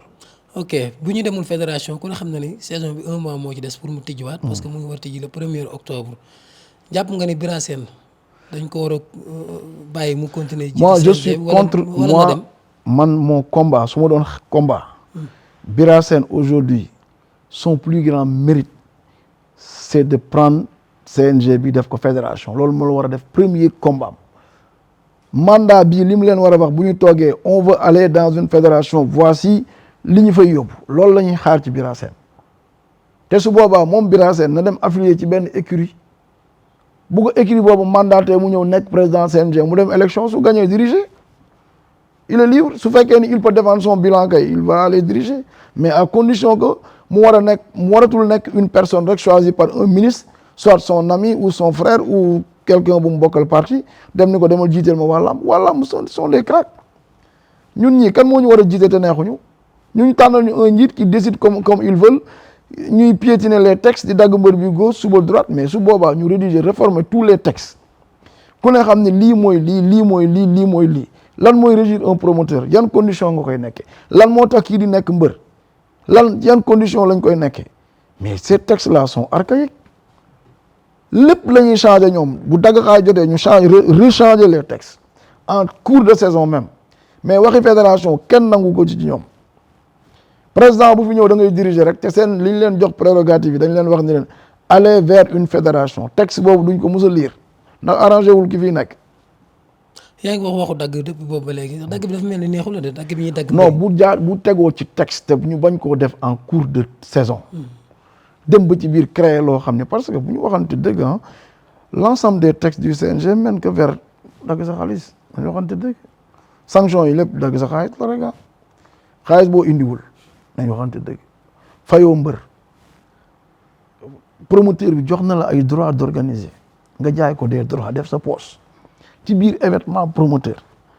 nga ñëw sanctionner ci un mbër jël ci moom 5 millions 2 millions 3 millions def sa caisse loolu tam sa waay dans la tête d'une personne normale. pourtant loolu moo fi mas di am. mais dafa jaaduwul taw Alioune Sarr ba léegi. sa waay est-ce que ñàkk julli yàggu fi dafa tax mu dagan jaaduwul ñàkk julli bis bu jot nga dégg ko di ku dul julli taxul mu dagan. mais lan moo tax temps boobu doo ñu la dégg. ngay man ci ñi ko ni nga déggee temps yi ni ngay insister. man dootuma fi nekk di sànnil ay nit xeer dañuy ànd bokkandoo mbiram demal xool ci sama ay déclaration 20 ans 10 ans derrière. je me suis levé un jour sax wax naa ko fi wax boo xam ni wax bu rëyoon la sax jégalu woon naa ko le CNG se nourrit que du riba mos naa ko wax mu nekk un titre coow bu bari parce que dama gëmul ni ci CNG bi mënoo ma jox les droits cédé ma ko ni ma jox ma 3 750 000 pour organiser. maa fay stade bi sécurité bi man maa dem joxe per jëm ñoom ñu mun a ñëw. yow nga ñëw ci sama biir événement man maa war a liggéeyloo Balla Gaye ak Tapha Tine ci cahier de charge bi ma signé ak ñoom li ñuy liggéey dama leen wax heure telle la war a commencé heure boobu ñoom commencé wuñ nga dagg seen xaalis jël xaalis def sa kees Balla Gaye ma ne ko ñëwal 19h ci sama contrat ak moom Balla Gaye ñëw 19h30 mais boo ko daggee xaalis kon nga dagg yow fayoo mbër mi man maa ko fay boo ko daggee man nga war a dajalewaat lépp jox ma ko même bu ma koy mayaat mbër mi sa yoon nekku ci yow da ngay dem tribunal ñu xeex ci un dossier ma gagné la tribunal daf may jox li ma gagné bu ma la koy may ak mayu la ko yoonam nekku ci mais ci yoon mooy promoteur bi joxe xaalisam fay mbër bi faute bu mbër bi mën a def ci contrat bi ca loxo ka mu amuloon contrat la war a dem mais yow moo xam ne jox nañ la sa 3 750 000 mbër bi ñëw ëppal 20 personnes nga dagg xaalis bi def sa poche mbër bi jégg na saako yi nga dagg 25% def ci caisse CNG mais c'est pas normal loolu ci institution wala ci xalaat ci xam-xam képp ku ko mën a daganal rek da nga ko daganal ci yaa ma neex mais loolu warul am c'est heure bu mbër fautee nañ jël xaalis ba delloo ko ka ko doon liggéeyloo CNG liggéeyloowul mbër bi dañ ko superviser loo ndax ñi nga gis ci suufu làmb yëpp ñu ngi leen tudd ay superviseur jël xaalis jaaduwul d'accord ma ci man. Aziz comme demaguñu fédération moom ba léegi dañuy continuer rek jox Bira Sène wala ñu jox keneen. candidat yi pour yow kan moo yor meilleur profil bi kan la. xam nga gars yi wax naa am na Kandji. waaw am na Jamaïcain. am na Bécaye Mbaye. Mbaye Fall. Tyson ñu ngi koy tudd. di tudd Yékini ñooñu laa fi dégg ak yow. man li ma gëm noonu man du ma candidat man je veux pas être président du CNG je peux même pas. mais li leer ba leer mooy ñoom seen premier combat wax naa la ko moo war a nekk réforme. réformer le CNG mooy lii day tax ëllëg ñoom ku ci ne mën a wax ni man candidat la mais dans ces textes là et dans ces conditions là le CNG n'a pas du élection nomination la. ñoom li ñu war a ñëkk a combattre mooy que mbir mi dootul nekk nomination seen premier adversaire c'est la nomination d'un président. leur premier combat c'est réformer le CNG ba ñu jëm ci des élections libres et transparentes. loolu moo war a nekk candidat bi gën a mag ci CNG tey mooy réformer les textes. ba ñuy dem ci élection ba ñu nekk nomination. c'est seule la lutte bu fi nekk le mooy meilleur sport ba léegi ñu ñuy nomeel madame le ministre maa ngi lay ñaan en tant que acteur de la lutte nga bàyyi xel ni làmb bëggatul nomination dañu bëgg a dem dans une fédération boo xam ni nous sommes bien organisés pour aller dans une fédération li la gars yi di wax yëpp dañ lay nax c'est possible et c'est possible d'aller dans une fédération de lutte sénégalaise nga xam ni yow dootoo fi nekk di sonn di nommer kenn ñu lay jox ay profil ngay def ay enquête de moralité yooyu yëpp daf lay sonal neel gars yi dem leen élection tànn ki ngeen bëggee ni ñu tànnee le président Bassirou Diomaye Diakhar Faye waa làmb ji tam noonu lañ bëgg di tànnee seen président libre et transparent jubal jubanti incha allah. dinañ ñëw ci meilleur lutteur mais FONGIP bi foog ma laaj ko ci parce que gis naa ne ñoom am nañ ay blouson FONGIP yoo xam dañ koy jox seen i mbër. li ñuy liggéey ak yeneen promoteurs yi. affaire bor. moom ngeen seq ak ñoom wala dañ leen sponsorisé. non parce que gis nañ ni promoteurs yu bari instant bi encaissé nañ ñu ay 40. waaw Albourakh moom boo bëggee dégg-dégg. waaw dama la wax ni la dafa am ay personnes FONGIP dafa am budget de communication qui les permet de communiquer de faire de la publicité de faire des bandes annonces et de communiquer sur leurs différents produits de financement. Albourakh amul crédit boo xam daf ko leb pour tëgg làmb FONGIP ne l'a pas financé ci crédit Albourakh dafa dem ni CDC ak LONASE ak yeneen structures yi di sponsoriser làmb noonu la demee moom xool option bi gën mu ni naa dem fexe tirer sur le budget de communication moo gën may dem di leb xaalis foofu c'est Albourakh n'a pas de prix de crédit le CNG ne l'a pas garanti FONGIP garanti ko pour mu tëgg làmb non pas du tout. beneen mbir encore Aziz moom mooy affaire combat wu Modou Lo ak Siteu combat bi tey on est à 2 mois et demi tey est-ce que tey mun leen xaar une collaboration entre tey yow ak ki nga xamante ne moom mooy Jàmbaar production est-ce que waxtaan ngeen ndax gis nañ dans le passé collaboré nga ak Luc Nicolaï nee nga c'est pas impossible est-ce que tey jot nga waxtaan ak ku mel ni Papa Sow wala Mansour Ba lan mooy sa yéene par rapport à ce combat-là. Non, il y a pas de problème. Man, comme je l'ai toujours dit, je suis un open mind. Si l'on a besoin de mes services, mes portes sont grandement ouvertes. Lu ma am comme expérience ak xalaat mën naa ko partager. Mais en tant que sponsor, est-ce que ce combat sans problème. Si l'on a besoin de mes services, c'est global, hein. J'adore. Est-ce que dina dugg ci sans problème. Suñ ko soxlaa s'ils viennent vers moi, il y a pas de problème. Awma problème boobu et vraiment que ni ñu ko seq muy Papa Sow, Mansour, papaam, j'ai d'excellentes relations avec Papa depuis très longtemps. Depuis bi muy manager Papa Sow dañ daan seq ay combat ay contrat mu nekk suñu papa ju baax. Vraiment su ay doomam nekkee ci dara c'est normal que ñu collaborer man aw ma ci problème ni nit ñi xam ne daal nañu open mind ñun ñëpp ubbeeku il y a pas de conflit ici képp koo xam ne soxla nga mes service ci wàllu démarche de sponsoring comment dire j'adore sponsoriser la yooyu yëpp c'est ouvert ah man y a pas de problème relation yooyu laa am ak ñëpp bu ñu ñëwee soxla samay service sans problème et je suis ouvert pour loolu sans problème. Lutte TV lancé benn concept bu bees Lamine muy Lutte TV Awards ñu bëgg on s'est inspiré un peu de l'empereur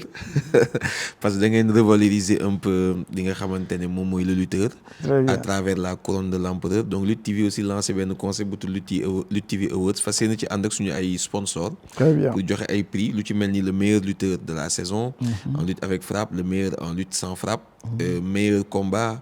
Meilleur li nga xamante ne moom mooy espoir révélation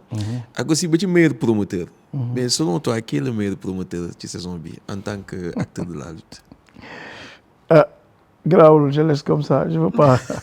loolu dama lay bàyyi ak la réponse si nga boo toppee tamit nag gars yi lu ñuy xalaat itam bu yàggee doo wax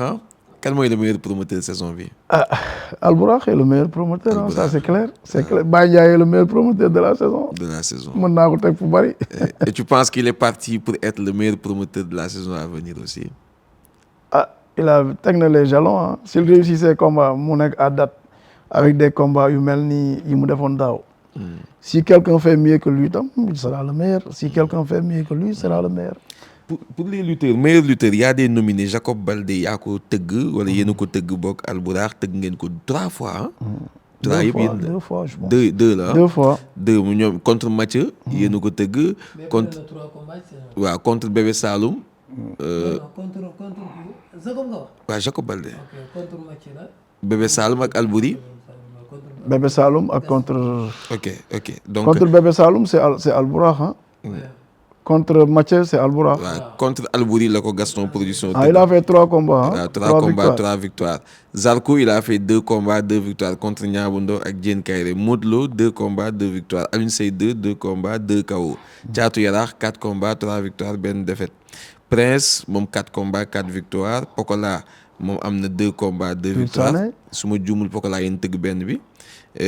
am na aussi Niang Ballo 3 combats 3 victoires moom tamit tëgg ngeen ko Tafa Gueye 2 combats 3 victoires est-ce que tëggoo leen 2 yi ki nga xamante ne moom mooy Dout Sané aussi 4 combats 4 victoires Thiat Daouda Fall 2 combats 2 victoires et boobu yéen tëgg benn bi Diop 2 combats 2 victoires pour yow 2 combats 2 victoires ñoom ñoo tëgg contre Colifay 2 waaw man idée bi ma ciy joxe c'est une très bonne idée li nga def nii et c'est bien il faut innover dans la lutte bien vrai que gars yi des fois duñ nangu innovation mais li ma la ciy jox comme idée et suggestion rek mooy comme lii dafa catégoriser boppam il faut nga wutal ko ay catégories c'est-à-dire que meilleur espoir meilleure révélation et meilleur VIP en termes de meilleur VIP ce que Modou l'a fait personne ne l'a fait pour wax dëgg il a fait 2 combats 2 victoires ci catégorie il est le meilleur mais Modou Lo ne peut pas être meilleur sur toute la ligne parce qu'il y a quelqu'un qui a fait 4 combats 4 victoires kooku ci catégorie il est le meilleur dans les espoirs aussi nga xool meilleur espoir bi et ci meilleur espoir bi tam mën nga xool meilleure révélation mais soo ko catégoriser nag mais comme niñ koy waxee rek au sommet ki nekk au sommet si le meilleur au sommet ça veut dire que il est meilleur ci saison bi mais loo jox Modou Lo bul fàtte Dout Sané bul fàtte Jacob Baldé bul fàtte Zarko yi nga xam soo leen xool en termes de pourcentage ñoom ñëpp ay 100% lañ sur les sorties waaw sooy dem en termes de pourcentage ki bëre 2 combats 2 victoires il a fait 100%. waaw ki def 4 combats 4 victoires il a fait 100%. donc ci nomination yi c'est important. ndax da leen di gën a motiver. mais lan ngeen di xaar ci Alioune Seye 2. non ñooñu ñëpp problème adversaire. gis nañ yéen a ngi dimbali Guédiawaye yéen a ngi commencé franchement lu jàmbaar doon def Parcelles. Albourakh koy def Guédiawaye mais Alioune Seye 2. côté boobu sax ñun bokkuñu ñun on est partout tey boo demee Parcelles on a pris Franc on a pris Niang Ballo on a pris Talfa. ak Tafa Mbër. ay Tafa Mbër. foofu am nañ fa 4 lutteurs te Guédiawaye actuellement nii je pense que est-ce que am nañ fa 4 mbër. yu tolloog envergure boole amuñu ko. nit ñi dañ yaakaar ni Guédiawaye rek la ñuy tëgg fépp la ñuy tëgg Pikine Kër Fallaye dañ ko raafale ñëpp lañ tëgg. Guédiawaye même chose dañuy def boo demee Diamaguène Mama Lamine moo fa nekk. Siteu rek lañ fa tëggul mais ñëpp lañ tëgg partout. Mama Lamine 2 fois. Liss Ndiago 2 fois. Comment dirais-je. bari na ñun on est partout Fass. ku am Lac Rose. Ada Fass. Gris Bordeaux Diène Kaïré. on n'est pas exclusif en Guédiawaye. mais gars yi mënuñu fay yooyu yëpp pay-per-view il faut un abonnement annuel Albourakh. yow daal je te dis li nit ñi foog amul ñun dañ yaakaar ni ñun dañ jëm ci pay-per-view duñ ko def. ñun defuñu pay-per-view. un abonnement annuel Albourakh laa man dama lay encourager. Sénégalais nañu bàyyi ku nekk ak métier. on a les moyens. de créer plateforme di def comme li ngay def mais mënul nekk. li tax mënul nekk mooy il faut nit ñi ku ne nga bàyyi ko ak cœur de métier. tu as créé une chose. il faut que nit ñi dooleel la. nga dem ba créer ay abonnement nous on te donne carte blanche. avec l'ensemble des combats qu'on a. loo ci mën a trouver tu peux même dire que ni tu as un contrat avec Albourakh parce que man loolu laa gëm. demal nga xool loo ci mën a def nga def ko en tant que sénégalais nous on te donne carte blanche. on a pris 4 dates avec presque plus de 40 lutteurs de renommée yoo xam ne ku ci ne mënoon nga am sa date bopp xoolal lu ci mën a nekk nga def ko su fekkee da nga gëm ni abonnement lañ jëm vas-y je te donne carte blanche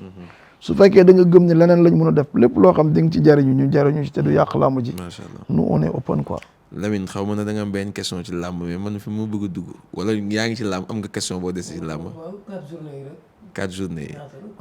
coup bi. buñ joxee ci avance. waaw. avance yi bari na de. ci ñaata la toll boo xayma. en tout cas saison bi ñu jëm mooy gën a cher que bi ñuy gën a. ça c'est clair waaw loolu moom. tëgg Eumeu Sène tëgg Sa Thiès. tëgg Balla Gaye Tapha Tine. waaw. déwén nga am ay Zarko. waaw. nga ni saison bi ñoom mooy gën a métti. lii la mbër yëpp ñu jox avance envoyé naa la ko nga xool c'est énorme te jàppal ni mbër yi ñu tëgg daaw ñii ñu tëgg déwén dañ leen tëggoon daaw te ñii dañu doubler seen cachet ñii seen cachet dafa évoluer moo tax mu nar a cher. daaw amuñu woon Lac Rose. amuñu woon Ada Fass daaw benn combat am rek lañ am. combat bi ñu ko amoon amuñu woon Fils de Balla amuñu woon Diène Kaïré amuñu woon Talfa. tu vois amuñu woon Zarko amuñu woon Franc Siteu bu Ngor y a beaucoup de lutteurs yu ñëw intégré léegi Albourakh genre ligue la rek quoi. Diop de moom léegi naa moo leen tere woon nelaw. non sérieusement xam nga ñun du tere nelaw lu ñu am jël mais lu ñu ñàkk tam wuti leneen amuñu problème figé wuñu ci benn mbër nii Diop de wala kenn ñoom ñëpp ay lutteurs lañ mais Albourakh sait comment faire pour te faire un vrai champion pour te valoriser parce que ñun vraiment li ñuy doxal ci làmb ji li nit ñi xam moo ëpp li ñu xamul Albourakh politique am mooy que mbër yi di jariñoo seen liggéey am na mbër yoo xam ne tey yu bari yu mu mën a lim fii yu bari yoo xam ni amuñu woon ay kër Albourakh fexe na ba ñu am ay kër amuñu woon ay terrain Albourakh fexe na ba ñu am ay terrain Albourakh mbër yooyu amuñu woon oto Albourakh fexe na ba ñu am oto am na de grands champions yoo xam ne amuñu woon kër am nañ kër tey te loolu aussi maa ngi ciy félicité nag un grand champion Ama Baldé parce que il a réalisé rêve boo xam ni c'était important ci carrière am fexe ba am kër koñ bi mu juddoo yàlla suturaal na fa jënd na fa kër gu baax mi ngi koy waaj a toj pour defar ko te loolu c'est important sur un champion boo xam ni tey liggéey nga ba koñ bi nga juddoo sa papa nekkoon fa sa yaay nekk fa tey ak sa famille nga jënd fa kër gu baax fas yéene ko tabax loolu c'est important ci carrière mbër donc loolu aussi ñu ngi koy féliciter di ko xamal ni ko yoon bi mu jaar yoon boobu rek la quoi. ku wax Albourakh wala nga wax Aziz da nga wax Tafa Gueye.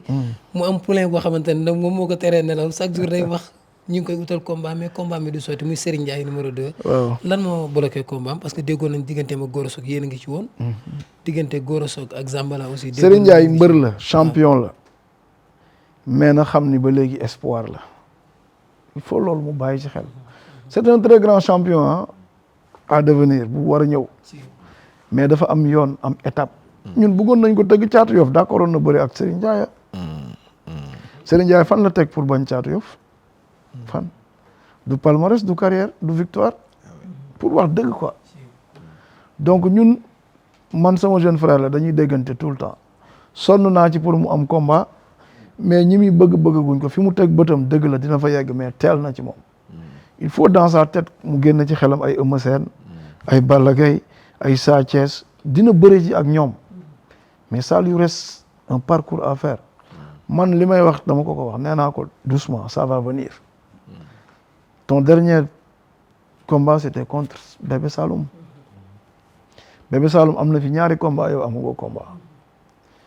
ay yeneen mbër daan nañ Bébé Saloum yu dul yow kon doucement dina ñëw ça va venir il faut qu'il patiente un peu c'est un bon combat mais ci Gora Sock la yàqoon nag boobu Gora sama gaañ la mais moom moo ciy laaj 3 fois plus que li mu amoon waaw. c'est un peu mais Aziz tamit man li ma jaaxal mooy liste bi man dama gis combat yi ngeen taxawal yëpp ay combat yu extraordinaire vraiment bu ñu koy lim fii sax duñu motal mais dafa am benn combat boo xamante ne dafa amoon vraiment rëg-rëg dañu waxoon rëg-rëg contre Ama Baldé. c'est clair mais gis ni liste bi dañ ko modifié def rëg-rëg contre X. est-ce que non combat rëg-rëg bi day dépendre ci victoire Ama Baldé. ah. Reug Reug li mu wax noo ko gisee. loolu kay yow laa ko may. Reug Reug li mu wax noo ko gisee. lan la wax bu Franc daanee Ama Baldé du bëree ak Ama Baldé. Boy Niang bi mu bëreel ci lan la jógee. ci défaite. kon ça veut dire que sa question là loolu lay wax rek il a un contrat béton signé et enregistré son prochain combat après Boy Niang c'est Ama Baldé quel que soit le résultat loolu waxu mbër la rek mais ça tient pas il a un contrat il a encaissé de l'argent et dans son contrat on a mentionné le nom de Ama Baldé loolu mbër ñi ñeneen lañ koy def mais pas ñun avec nous ça ne passe pas. mais est-ce que yéen seen xel newul ci tey utal Reug Reug lu tax ngeen def ko X te ngeen waxoon. non Reug du Reug X contre Ama peut-être que Baldé. c'est sur les écritures rek mais Reug Reug Ama Baldé c'est en mois de juin ok Ama Baldé Franc en mois de février waaw. macha allah. février après mars avril mai juin Reug Reug Reug Reug moom lu mu mën a am mooy na ko leer ni na teel a bëri ak Boy Niang ndax day bëri ak Ama Baldé juin moom incha allah quel que soit le résultat tur la bëriwul résultat contrat bi tur ci nekk du résultat moo ci nekk. mais Albourakh gisul ni intérêt la mu nekk na feneen mu modifier contrat. non mbir yi léegi dañuy daan di daanu faaw gis nga ñeenti combat yooyu ñoom adversaire yooyu di waxante faaw ki ñeent daan ñeent daanu. Reug Reug bu daanoo léegi moom bu daanoo contre Boy Niang lu muy wax. est-ce que dans son contrat dafa am. résultat amul résultat de. nom de lutteur moo ci nekk. pas résultat. c'est important mais Lamine. ba pare moom dañ ko garaaw loolu sax justement. non c'est important c'est important. xam nga fi ma jëm moom affaire contrat bu mu ci dugg parce que déjà il a violé le contrat qui le lie avec Albourakh. il l'a violé et il sait que il l'a violé. bu liiraatee contrat bi moom ak manager am nga xam ni dans le contrat qui le lie avec Albourakh il n'a pas le droit d'aller faire des publicités en image ou en vidéo. mais est-ce que fekkul woon mu am déjà contrat ak Gaston Production déjà. bi muy bind ak ñun daf ñu wax ni il est libre de tout engagement de ce genre loolu mi ngi dans les textes du mais loolu on le pardonne et on le laisse passer. C'est pas grave. Mais pour mu bàyyi ci xel ëllëg. soo amee contrat avant ngay signer ji beneen contrat da ngay lire contrat bi nga am. Dans les textes du contrat moom signer na contrat de publicité mais dans les textes yi ko lii avec Albourakh il ne doit pas signer aucun contrat de publicité sans l'aval de Albourakh. même ci ba ci MMA bu muy jëm foofu am na ay contrat exclusif yu mu am. ñun fii ci li contrat bi c'est écrit noir sur blanc il l'a lu il l'a paraphé il l'a signé avec son manager. la ca nekk moom xam na ko sanction yi ko ca fekk xam na ko mais mën nañ ko pardonner bii parce que ki mu ko seqal c'est dans le monde de la lutte on peut passer. Mais prochainement mu bàyyi xel ni ñun bépp mbër bu signé ak ñun contrat. amatoo droit defi benn contrat de publicité lu dul da nga am avalu Albourakh. ndax c'est les sponsors qui payent les promoteurs et les promoteurs payent les lutteurs. mooy publicité soo demee fa promoteur bi war a amee xaalis nga jiitu ko fa jël ko. moom promoteur bi ëllëg lu muy am. mooy leeral publicité bu mu signé. il faut que mbëri xam ni képp ku nekk ci contrat. boo amee sax un sponsor qui veut te sponsoriser par galanterie ou par décence da nga war a wax ko ne ko demal sponsoriser sama promoteur. su boobaa di nga permettre promoteur bi gagner. xam naa mais ça dépend des sports xam naa peut-être sponsoring bi c'est dans le cadre de son combat de MMA bi mu am. d'accord mais dans les textes c'est le nom de. Reug Reug qui est mentionné. c'est très important. kenn mënut a def dara ndax yow quoi. mais Lamine 400 bœufs 100 moutons 750 poulets. yooyu les chiffres ont évolué ah. réunion yi fi ñu toll. troisième lot bi da est-ce que demul. non demul yooyu yëpp ñu ngi ça va partir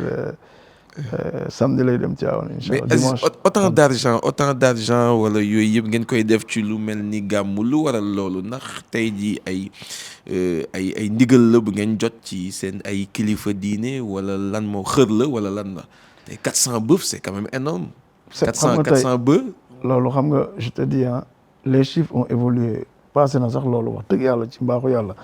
mais c'est des choses héréditaires. c'est des choses familiales. c'est des choses yoo xam ñun dañ ko fi fekk. suñu papa doon ko def suñu maam daan ko def. bi mu egsee ci ñun ñu ànd ci en famille di ko def. du pour ñun pour ganu yonent bi la sallallahu alayhi wa sallam on a vu que dañuy célébrer Tivaouane ci suñu dëkk sëriñ guddi yonent bi. yàlla ci mbaaxam suturaal ñu famille bi gëm nii mën nañ ci def li ñu am ñu jël li ñu am di ko ci def ba pare di ko xeeb. dana bari ci bëtu nit ñi waaye ñun dañ koy xeeb du jëmul si suñu biir ci jaamu yàlla yi la jëm te gisuma nag jaamu yàlla bu gën a fort jaamu yàlla ci jaamam yi loolu mooy objectif mais du leneen xaalis bi lu mu bari bari mën na jariñ leneen waaye fayu yàlla gañ cee yaakaar mu ëpp loolu loolu rek la te comme on dit souvent yàlla buñ ci gis suñu bopp lu mu bari bari yàlla buñ ci gis suñu bopp yàlla buñ ko naw yàlla buñ yaakaar ni li ñuy def mën la wala am la adduna bi dañ fi dugg ak zéro et on va le sortir avec zéro donc ci diggante bi bu ñu gëm mukk ni li ñuy def di ko ndamoo wala di ko bàkkoo loolu rek mooy suñu tiitaange ak karant mooy ñuy bàkku ci suñu xol wala di tiit yaakaar ni li ñuy def dañ koy def ak mën-mën ak am-am déedéet yenn yi ndimbalu suñu borom la du am-am du mën-mën loolu daal lañ ñu ciy tiital ñun suñu tiitaange bi ñu ci am mooy ñu dem ba am jiixi jaaxa xol yaakaar ni lii dañ ci war a gis suñu bopp. ndax promesse bi nga defoon la say wéyjur wala sa sëriñ wala défi bi nga fixé woon la ne bon dinaa dem ba yóbbu nangami nag dinaa dem ba def. Dieu est très juste. et yàlla dafa am nopp dégg nit ñi nag duñu li may wax lu kawe la yàlla soit moo gën a jege nit xolam te li nga koy ñaan nit du bàyyi xel ni souvent li muy ñaan yàlla lépp yàlla da koy defal te bokkoon na ci li ñuy ñaan yàlla màgg ba jaar fi suñu ay waajur jaaroon fi suñu ay maam jaaroon suñu yéene ëpp na lii suñu yéene ëpp na ko te yàlla buñ ci gis suñu bopp dëgg-dëgg nag bokk na ci li ñuy julli li ñuy ñaan yàlla saa su ne buñ defee lii yàlla nañ ko fàtte bu déwénee yàlla nañ mën lu ko ëpp te gisaguñu nag biñ ko dee def ba léegi ñu am ci benn sikki sàkk ni mbiru suñu borom la daal moo koy téyel boppam mais yàlla buñ ci gis suñu bopp loolu rek lañ ciy ragal. gis nañ ni nga koy defee Tivaouane noonu nga koy defee Touba aussi. chaque année dañ doon ànd. di dem Touba di yóbbu xewal yooyu noonu. ren ñu gis ni da nga yónni say frère ñu yóbbu ko. da nga amul jot wala da nga ko doon def ci suuf rek. du xam nga at mu jot comme ñun dañoo am ay kilifa rek am ñu ñuy digal ak di ñu orienté te mu fekkoon tam ñu nekkoon ci benn liggéey mais ñoom bi ñu demee rek 2 jours 3 jours après dem nañ Touba quoi. mais du dara du leneen ni ñu koy defee Touba di ko defee Tivaouane noonu lañ koy defee Ndiassane noonu lañ koy defee Kaolack Medina Baye ak Léona Niassène noonu lañ koy defee Thiénaba aussi incha allah te xam nga ni léegi ñun dañu bokk ci laayee ni comme dañ fa am doom bu fay sëy bu jotee tam dinañ ko def comme nañ ko daan defee foofu li ñuy def daal ay ganu yonent bi lañ koy defal ñu ñaan yàlla rek yàlla buñ ci gis suñu bopp soo ci dee wax da nga koy naw te naw ko dafa dangereux ci ñun quoi loolu la ñuy bañ. gis nañ aussi gàmmu gi su ñëwee kër ga day fees del ay nitu Aziz Ndiaye kese ñoo fay ñëw wala famille bi. ganu yonent bi ñëpp ganu yonent bi lañ. bari na ñu fay ñëw te xamoo leen. ñoo xam ne Seydi Hadj Malick moo leen indi ànd ak ñoom pour ñu màggal guddi yonent bi ña fay nekk ñëpp mënu ma leen a xam ndax kër goo xam ni day jël des milliers de personnes mënoo xam ñëpp waaye ña fa ñëw ñëpp cofeel moo leen fa indi ci yonent bi rek dama gëm ni man taxuma ñu ñëw fa yonent bi leen fa indi yàlla na leen yonent bi yàlla subhanahu wa taala fay sax laay wax ndax yàlla rek moo am pay yàlla na leen fay. waa axlu sunna kontaan nañu pour ñun fépp la ñu bokk kontaan nañu ci grand entretien bi nga xamante ni accordé nga ñu ko bon je pense que CD bi moom mooy Aziz amul avant interview Lamine Aziz du la wax laaj ma ci lii wala bul ma laaj ci lii moom je pense que tey loolu aussi c'est très très important parce que bëri na ñi ngay defal interview léeg-léeg gars yi naan la bul dugg fii dugal fële mais moom au contraire tu lui poses même tes questions xamante ne doo ci am benn arrière-pensée te fuy xasan foofu ngay wokk te toujours il a la liberté de répondre ci loolu itam force boobu foo ko jëlee cette capacité à communiquer facilement sans pour autant avoir peur de la communication. bon xam nga boo amul looy nëbb ci sa xol man je peux te dire je suis un incompris. te loolu des fois dañ ciy waxtaan man ak yow lu sori. man mun naa déconner mun naa kaf des fois nit ñi soo gisee gars yi buñ may song duñ ma song tànk ndax dañuy yaakaar ni man damay attaquer bu fort mais mun naa wax ak yow léegi ci kaf te ci kaf rek la yem mais nit ki da koy jëlee dënn man j'ai pas ce problème. gis nga suma xol bi maa ngi lay giñal ci mbaaxu yàlla dara yi iñaan nekku ci je suis pur des fois nag je suis un incompris su ma waxee des fois damay gis gars yi dañ koy jël ak dënn lu ko neex wax lu ko neex defal day jaay damay waaw man je suis pur gis nga Tafa Gueye man ak moom pourtant loolu da koy répété ba ak moom dañuy toog sax mu koy tooñ Tafa Gueye bokk na ci sama mes plus grands amis on a fait beaucoup de choses ensemble yoo xam ne en dehors de la lutte en dehors Tafa Gueye tey mun naa am problème sama kër fii sama doom wala sama jabar sax mu déparé këram ñëw réglé ko dañuy seq yoo xam ni ça dépasse mais nit ñi des fois man xam naa ko de je suis un incompris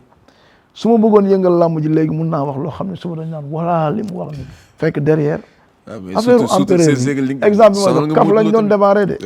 gars yi jëlee ko dënd man leen vas-y juste kaf la rek man ak Tafa Gueye toog ak Fadam añ kër Baye Ndiaye jekko ne wax ko gars yi après jël ko gàddu ko bëgg ko def combat man leen ok man nag defantekat la des fois soo ma woowee ci naanum sow damay ànd ak yow ñu góox ko quoi mais garaawul mais man li ma gëm mooy dama ñaan yàlla làmb toll ci yeneen niveau. ndax làmb mës nga cee wax loo xamante ne da nga koy rëccu ba léegi. mais du jeex des fois mu wax ci loo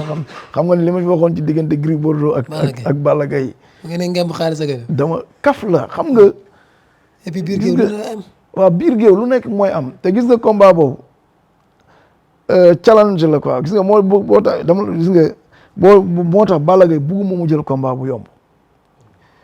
Balla Gaye vrai challenger la en dehors de champion bi mu nekk c'est un challenger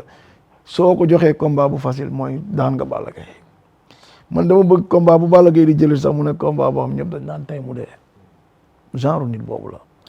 te tey su ma la doon nettali Balla Gaye fi ñu ànd digganteem ak Gris Bordeaux bi muy bëree ak Gris Bordeaux c'était à 20 et quelques jours de son combat contre Sa Thiès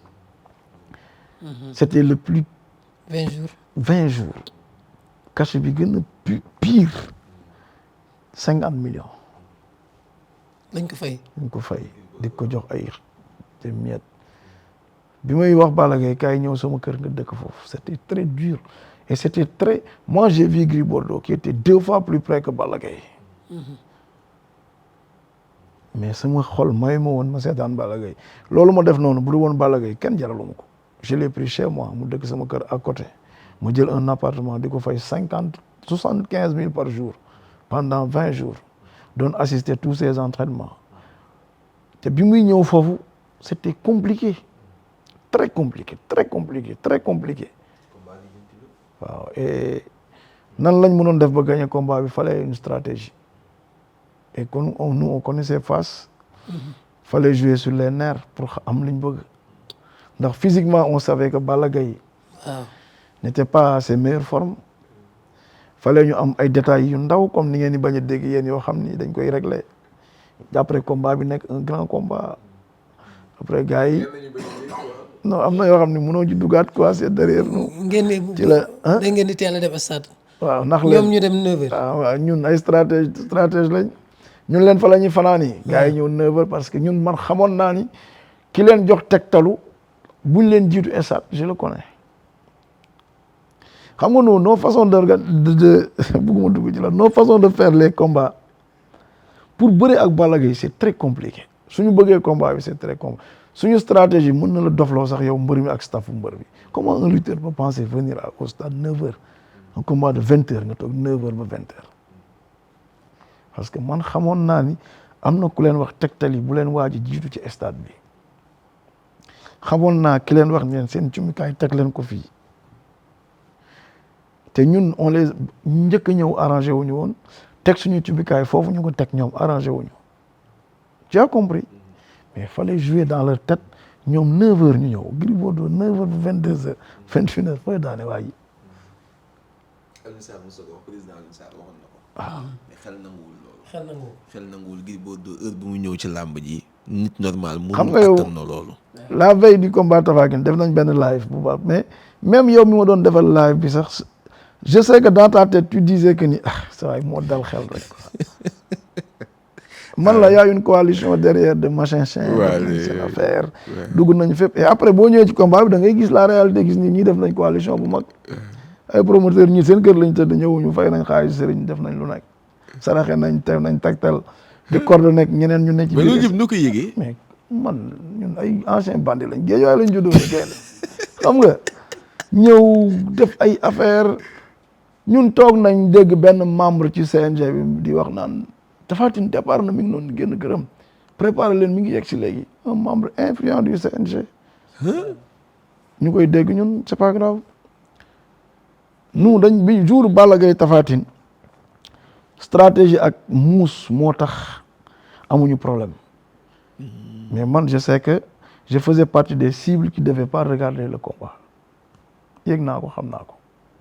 dañ la regarder mooy lan ci wàllum yoon dañ la waroon interpeller. non bu ma ñëwee ci stade bi naa def un moyen de dégâts ñu jël ma teg ma fële ni ma kaay toog fii waroo ko def je sais xam naa ñi ci joxe xaalis xam naa ñi ci def ay affaire mais yooyu yëpp ça passe ñooñu ñun suñu ay élèves lañ ci làmb ñooñu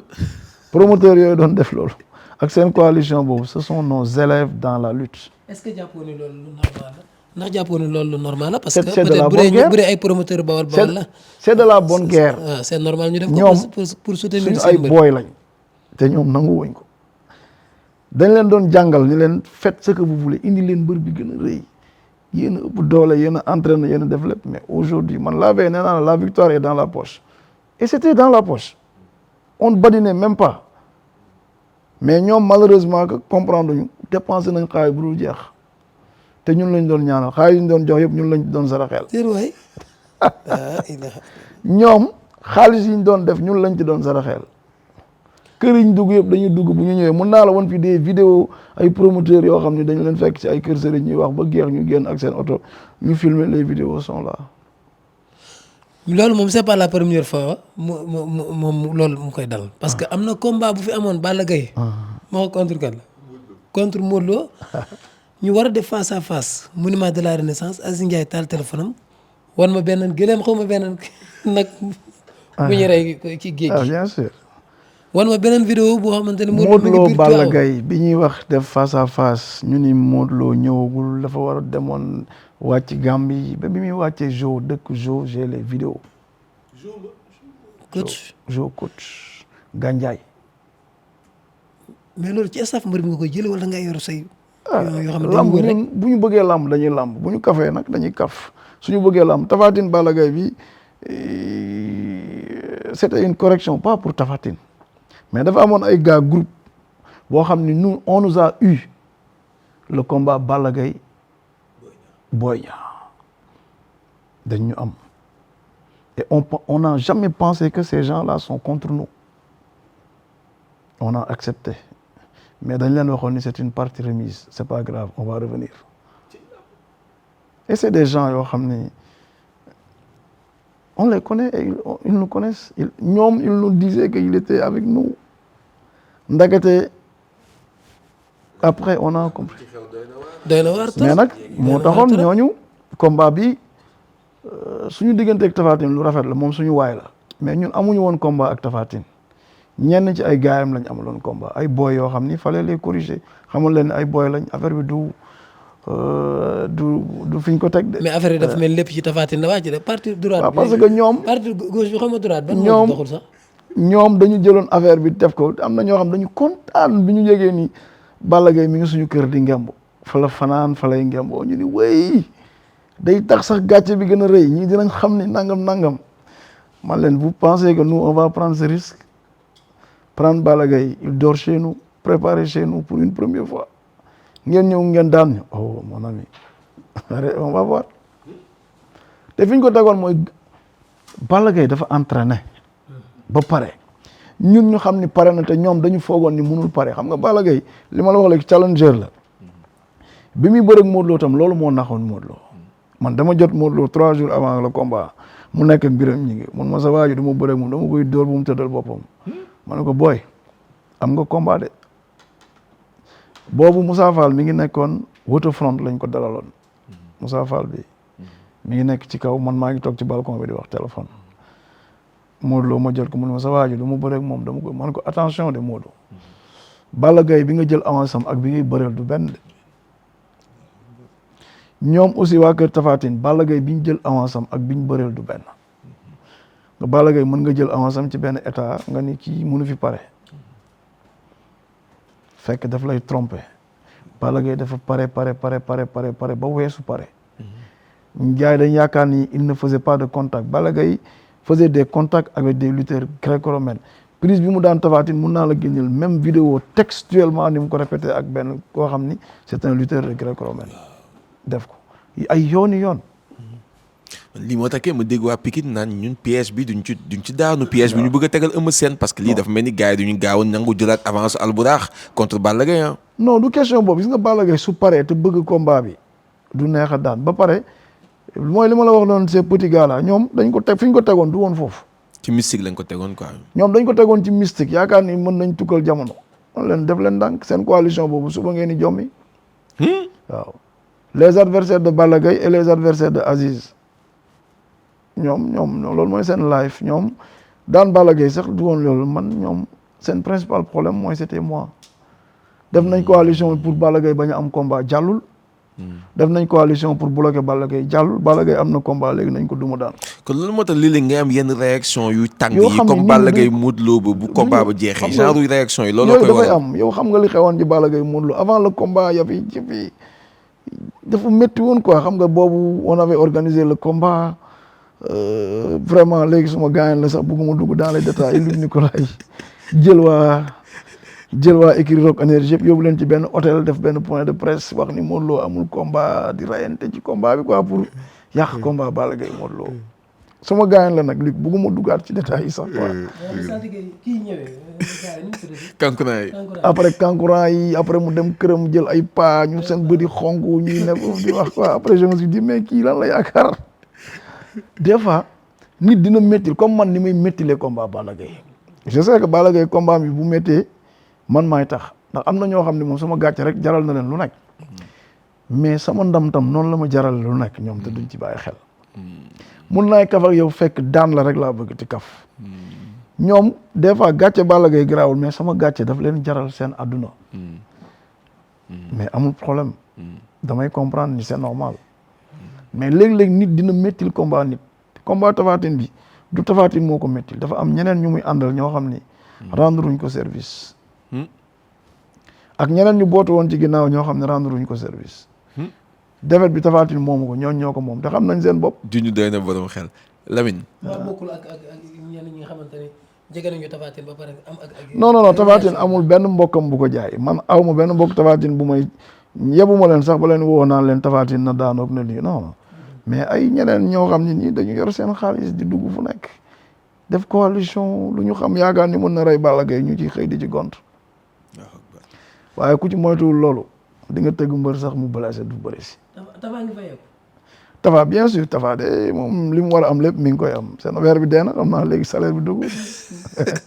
lan mooy rêve Aziz ci Balla Gaye de combat rêve combat bi nga xamante ne xam naa mooy nekk sama dernière question combat bi nga xamante ne bu ko Balla Gaye bëree contre quel lutteur moom ngay rêvé mu bëri Balla Gaye moom bëri na ak mbër yëpp ñi bëreegul ak Balla Gaye ñoo war a bëgg bëreeg moom mais rêve man. sama rêve mooy lamb dox ce n'est plus Balla Gaye. moi je gis nga. billahi des fois sax nit duñu comprendre Balla Gaye dama am ak moom relation yoo xam ni ça dépasse la lutte. Balla Gaye suma xarit la en dehors que mu nekkati sama mbër. c'est mon ami. sama xarit la Balla Gaye. suma gaayen la suma rakk la suma xarit la. damay waxtaan ak moom mën nañ bañ waxtaan sax lamb quoi.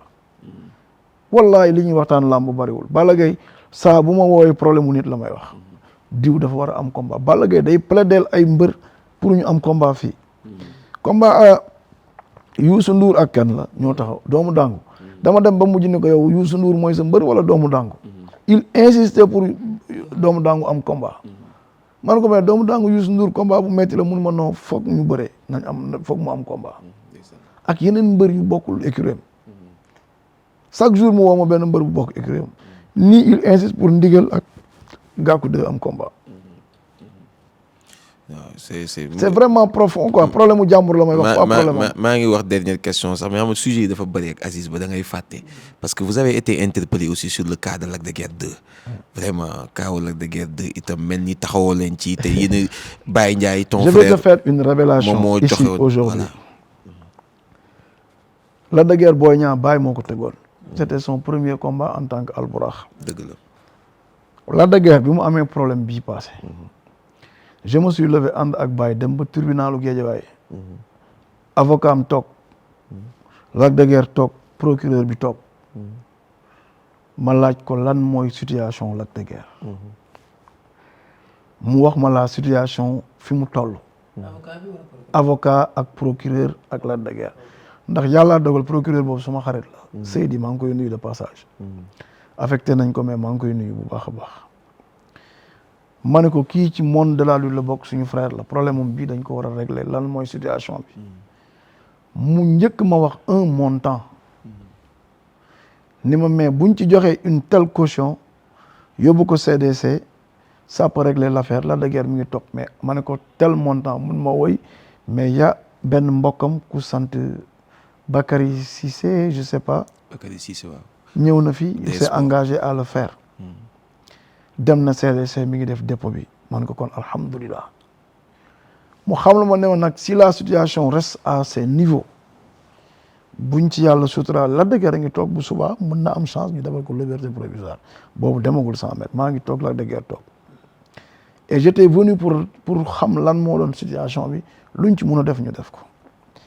bi loolu jàllee ma xëyaat woo ko ni ko j'espère que gars yi def nañ versement bi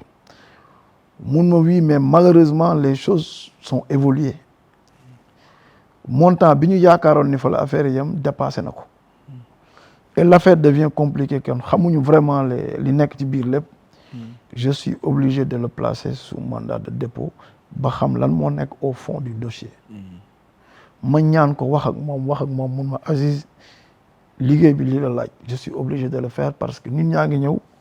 te xaw ma fan la toll kon dama war a def li mu war a def ma ne ko te pexe amul mun ma loolu moo fi ses il faut que mu ñu xool lan moo nekk ci biir ba créancier yëpp daje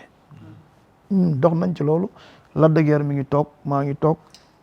Baye ngi toog avocat ma ngi toog procureur baa ngi toog premier jour à Guédiawaye après li ci xew ci mais Lac de Guiers on l'a toujours assisté nit ñi bu ñuy wax dañuy wax lu ñu xamul son dernier combat contre Siteu j'ai pris dans ma poche 1,5 million may ko combat bii passé Lac de Guiers du ko fàtte du ko weddi je l'ai envoyé dafa njëkk a ñëw ma jox ko 1 million may ko mu ñëwaat ma yëkkati 500,000 envoyé ko laa ko dama ko envoyé moo ma jox beneen numéro mu dugal ko ci Babacar Ndiak sama rakk jox ko xaalis Baye jox ko xaalis te combat bu mu mës a am Masata da ci sonn dugg ci àll bi fu nekk di ko dimbali di ko jàppale bi muy bëreeg Boy Niang la même chose bi muy bëreeg Eumeu Sène la même chose Lac de Guiers Modou Lo en 2011 ou 2000 et quelque bi muy bëree billets yi ko Malick Gakou jëndaloon jox ko man Aziz j'avais donné 2 millions sur ces billets là maa ko cotisé woon jox ko Malick Gakou mi ngi may dégg combat bu mu bëree ay millions lañ ci dépensé su ko waxee ak su ko waxul bii passé bi mu jeexee woo naa ko ne ko Lac de Guiers yaa ngi bëri ay nit ñi ngi toog sa salle di wax ni yow jàppale wuñ la te sa kër lañ def interview mooy benn boy bu tudd Kalanda ma ne ko il faut corriger ces boy parce que li ñuy wax amul yow ay millions lañ la may ñun yoruñu ndam yàllaa ko yor daan na bëri ay combat ñu koy fayal ay sëriñ man mi fayal naa ko du benn yoon du ñaar ay millions kon bu problème am nga mel ni nit ki musula assister wala musula waxal musula sonal man sonal naa ko sama ay millions mës naa ko def ci moom. est-ce que surtout problème bi peut-être tey bu ñu gisee ñeneen ñu dëkkul Guédiawaye ñëw taxaw. non ñooñu c'est des gens que je ne connais même pas du ma leen déglu sax mais moom ci biir discours am wala ci biir réaction am adduna problème yi dafay tout le temps problème day am bu benn problème am rek nga bëgg a xaram ñëpp. mel ni nit ñi mosoo seq ak ñoom da nga am ay combat yu diis yu métti ñu jël suñu alal di la ko jox lii c'est une affaire personnelle lan moo leen leer ni doxuñu ci ay jéego wala leneen wala da ngay defal nit ci taxaw di affiché wu di wax def naa lii su wax amul woon duñu wax on l'a toujours assisté ci ay combat am tëggal nañ ko fi combat am na combat ñu jënd ay billets jox ko ay millions am na combat ñu yëkkati ay millions may ko loolu lañ mën a mbër ndam nag yàllaa ko yor mais nit ki da ngay fàttaliku démb benn bis du xew rek mu mel ni yow musuñu la defal dara. est-ce que du yéen a dalal xelam pour mu ñibbisi parce que bu ñëwee dañ koy jox avance. non loolu moom waxu mbedd la rek Lac de Guiers moom suñu nit la suñu rakk la suñu frère la suñu dëkkandoo la mais ñi ciy wax xamuñu li ñuy wax moom xam na ñun xam nañ moom xam na ñun xam nañ. Lac de Guiers am na fi combat moom ak papaam ñu ñëw fekk moom sama kër mu toog lañ waxante xam nañ ko lañ defante xam nañ ko kon donc ñii di wax nii dañuy wax rek benn problème bu mu tax say nit wala ñu la jege di xarab yeneen nit fii ñëpp am problème ku ne ak sa problème ah dëgg yàlla. ban taxawaay aussi nga fas yéene taxaw ci Guédiawaye ci boppam parce que ku ñu wax ko wala ñu ñàkk ko wax ku ne xam na ni problème am na fa mën nañ dem jël tey Balla Gaye mu ne problème amul wala ñu jëlee Lac de Guiers mu ne problème amul wala guy gi mais ku ne xam na ni problème am na ci seen biir yow doy la galaxndiku pour problème yooyu noonu yëpp nga réglé ko ci benn fan wala ñaari fan yow ak ñoom Pape Mama. non man est-ce que am nga ci taxawaay man xam nga dafa am loo xam ne nii du ma ci dugg parce que c'est des détails koo ci toogal bun la problème amul c'est des détails te man je suis au centre des affaires xam naa li xew. problème amul ku bëgg problème nag yaay créé victimiser wu moo fi am mais problème amu fi y a pas de problème. y a pas de problème mais ay nit yi doon ànd di kontaagandoo. waaw mais di demandoo open press di ñëwalante lamb ñu dem ba loolu yëpp amatul. ñu ne loo gis lu nekk xam naa ni am na raison mais raison bu tax ñu war a tàqali ko amul te gisuma ko fi bu ñu waree retrouver wu dinañu retrouver wu lamb moo bëri ay détails rek mais Lac de Guiers Balla Gaye Gouye Gui c'est des amis c'est des frères. man je vois que ni y a pas de problème. tout ce qui bouge nag à Guédiawaye moom des fois si Balla Gaye gagne rek y a beaucoup de problèmes. c'est comme ça. lamb ci lamb ji wala Guédiawaye. waa lamb Gaye ñoo la gën a bëgg Balla Gaye di daan parce que Balla Gaye fait leurs affaires de. ok mais dernière question. Balla Gaye fait l'affaire de buzz. ah buzz. dernière question ma takki ne ko moom ak Baye Ndiaye kan mooy ci topp moromam parce que gis nañ nga takk ñaareel rek Baye takk ñaareel. Baye ñaareel yu xees. Baye de man maay idolam xam naa nag nit ak idolam moom dañuy toppante rek mais c'est pas grave nañ ko ñaanal yàlla sëy bi barkeel. yàlla may ko ci njabootu barkeel. jabar ji mu takk tam yaakaar bi mu ci am yàlla na ko ci yàlla defal. ki nekk ci kër gi tam yàlla na leen yàlla dëgëral sàmm ko sàmm njaboot gi leen yàlla jox. ñoom ñëpp a baax li ma xamagum ci ñoom daal ñoom ñëpp a baax. amuñu problème. Baye aussi tam xam naa ni comme Baye nekkatul xale ah Baye il a presque 40 ans ou plus de 40 ans nekkatul booy. xam naa ni comme buzz dafa ragal moom Baye continuer di accélérer rek. boo amoon message boo xamante ne da nga koy lancer ndaw réew mi. lan lay doon Aziz mas naa dégg ci ay waxam mu ni fii la toog fii la liggéey ba am fi ay teraanga. soo amoon tey message booy lancer ndaw ñi lan lay doon. waaw message bi may lancer la jeunesse mooy ñu nangoo liggéey d'abord gëm seen bopp ba pare am kilifa ba pare patient suñu problème rek mooy ndaw Sénégal moom neexul conseiller parce que loo ci wax rek mës naa fi wax affaire xale yi di tukki ñu attaqué ma ay booy ni way sa ay rak jaar nañ ci Nicaragua bi man leen doon wax ni leen ñi demoon ci Nicaragua bi c'était pas gratuit ah Nicaragua ay millions nga doon fay pour dem te sama rak yi fa jaaroon tam dañu fay comme ni ñëpp fay dem ñoom dem lañ gisoon mais ay millions lañ leen fayal ñu dem mais ñëpp bu sama rak dem man mii mus naa dem tukki nekk Amérique di moodu on respecte seen choix mais man dama gëm ni Sénégal ku góorgóorlu yàlla mun na la fi dimbali ña nekk foofu di immigré aussi yàlla na leen yàlla suturaal lañ fay yaakaar ak lañ fay wut yàlla may leen ko mais ndaw ñi nañ bañ a yàkkamti nangoo liggéey am kilifa te gëm seen bopp tout est possible ah te tout peut se faire dans la vie soo ko gëmee ñun on a galéré on a réussi des choses on a échoué sur certaines choses réussir c'est très tôt de le dire parce que yaa ngi ci biir life bi ba léegi à tout moment tu peux échouer benn affaire mais échouer une chose ne veut pas dire que tu as perdu la vie boo ñàkkee lii mën nga wuti leneen ñun def nañ métier yu bari nekkoon nañ promoteur nekkoon nañ laveur de voiture aux États-Unis nekkoon nañ fii nekk yor ay poulailler nekkoon nañ jaaykatu yére jaaykatu dàll chemise fii Sandaga El Malick on a fait pas mal de métiers jaay pièces détachées jaay lu nekk ba yegg ci niveau bi ñu nekk loolu lépp persévérance la rek ak gëm xam ni faaw mu metti su mettee nag da nga koy patienter mais bañ a yàkkamti yaakaar ni tout peut se faire en un jour loolu laay gëm loo ndaw ñi rek nañu gëm seen bopp nangoo liggéey te xaar yàlla te nekk ci lu waay nekk rek yàlla fekk la ci quoi loolu la am conseil bu mu leen jox macha allah am na solo lan ngay tàggatoo ana sa copain ki oustaz Modou Fall gis naa gars yi Sénégal dafa mel nanguwuñu ànd gis naa ñu koy classé rek. waaw oustaz Modou moom maa ngi moom ñoo yem ñun moom on a gros dos lu ne lañ ñu yàq mais grawul on comprend c'est la vie yooyu ci la bokk xeer yeeg sànni xeer yi moom jàmbaar la borom xam-xam la yàlla na ko yàlla defal tawfeex ci li mu nekk vraiment ñu ngi koy sant maa ngi sant ñëpp di sant sama soxna yëpp ajaratu na koy Njaay yéen a ngi ci këram tey vraiment maa ngi koy sant di sant ajaratu Aïcha Rasoul yàlla suturaal ko jàmmal ko di nuyu ñëpp di leen gërëm di leen encore encourager di leen xamal ni yéen moom yéen la ñëpp war a féliciter parce que aujourd'hui si la lutte arrive à un niveau moi je le dis haut et fort Lutte TV a osé et a fait un grand pas pour la lutte yàlla na leen yàlla dëgëral yàlla taxawul leen fi ngeen ko teg foofu la quoi ay open mind ngeen liggéey rek nag bu leen kenn dóor ci kaw kenn yéen ay ndaanaan ngeen seen émission yi neex na Lamine aussi vraiment yow comme je le dis ah yow moom tu fais un excellent boulot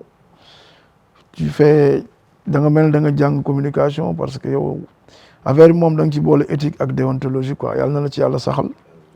lu débat yi rëy yaa ngi koy teg ci yoon kon yàlla na la yàlla sàmm quoi di la nuyu di nuyu sa copain jamaïcain aussi ah moom nee naa ko tu es le meilleur le candidat mais nee ko bu mu fàtte ne affaire bi nomination la na xeex rek pour gars yi jëlee ko nomination yóbbu ko candidature quoi alhamdulilah yàlla na yàlla barkeel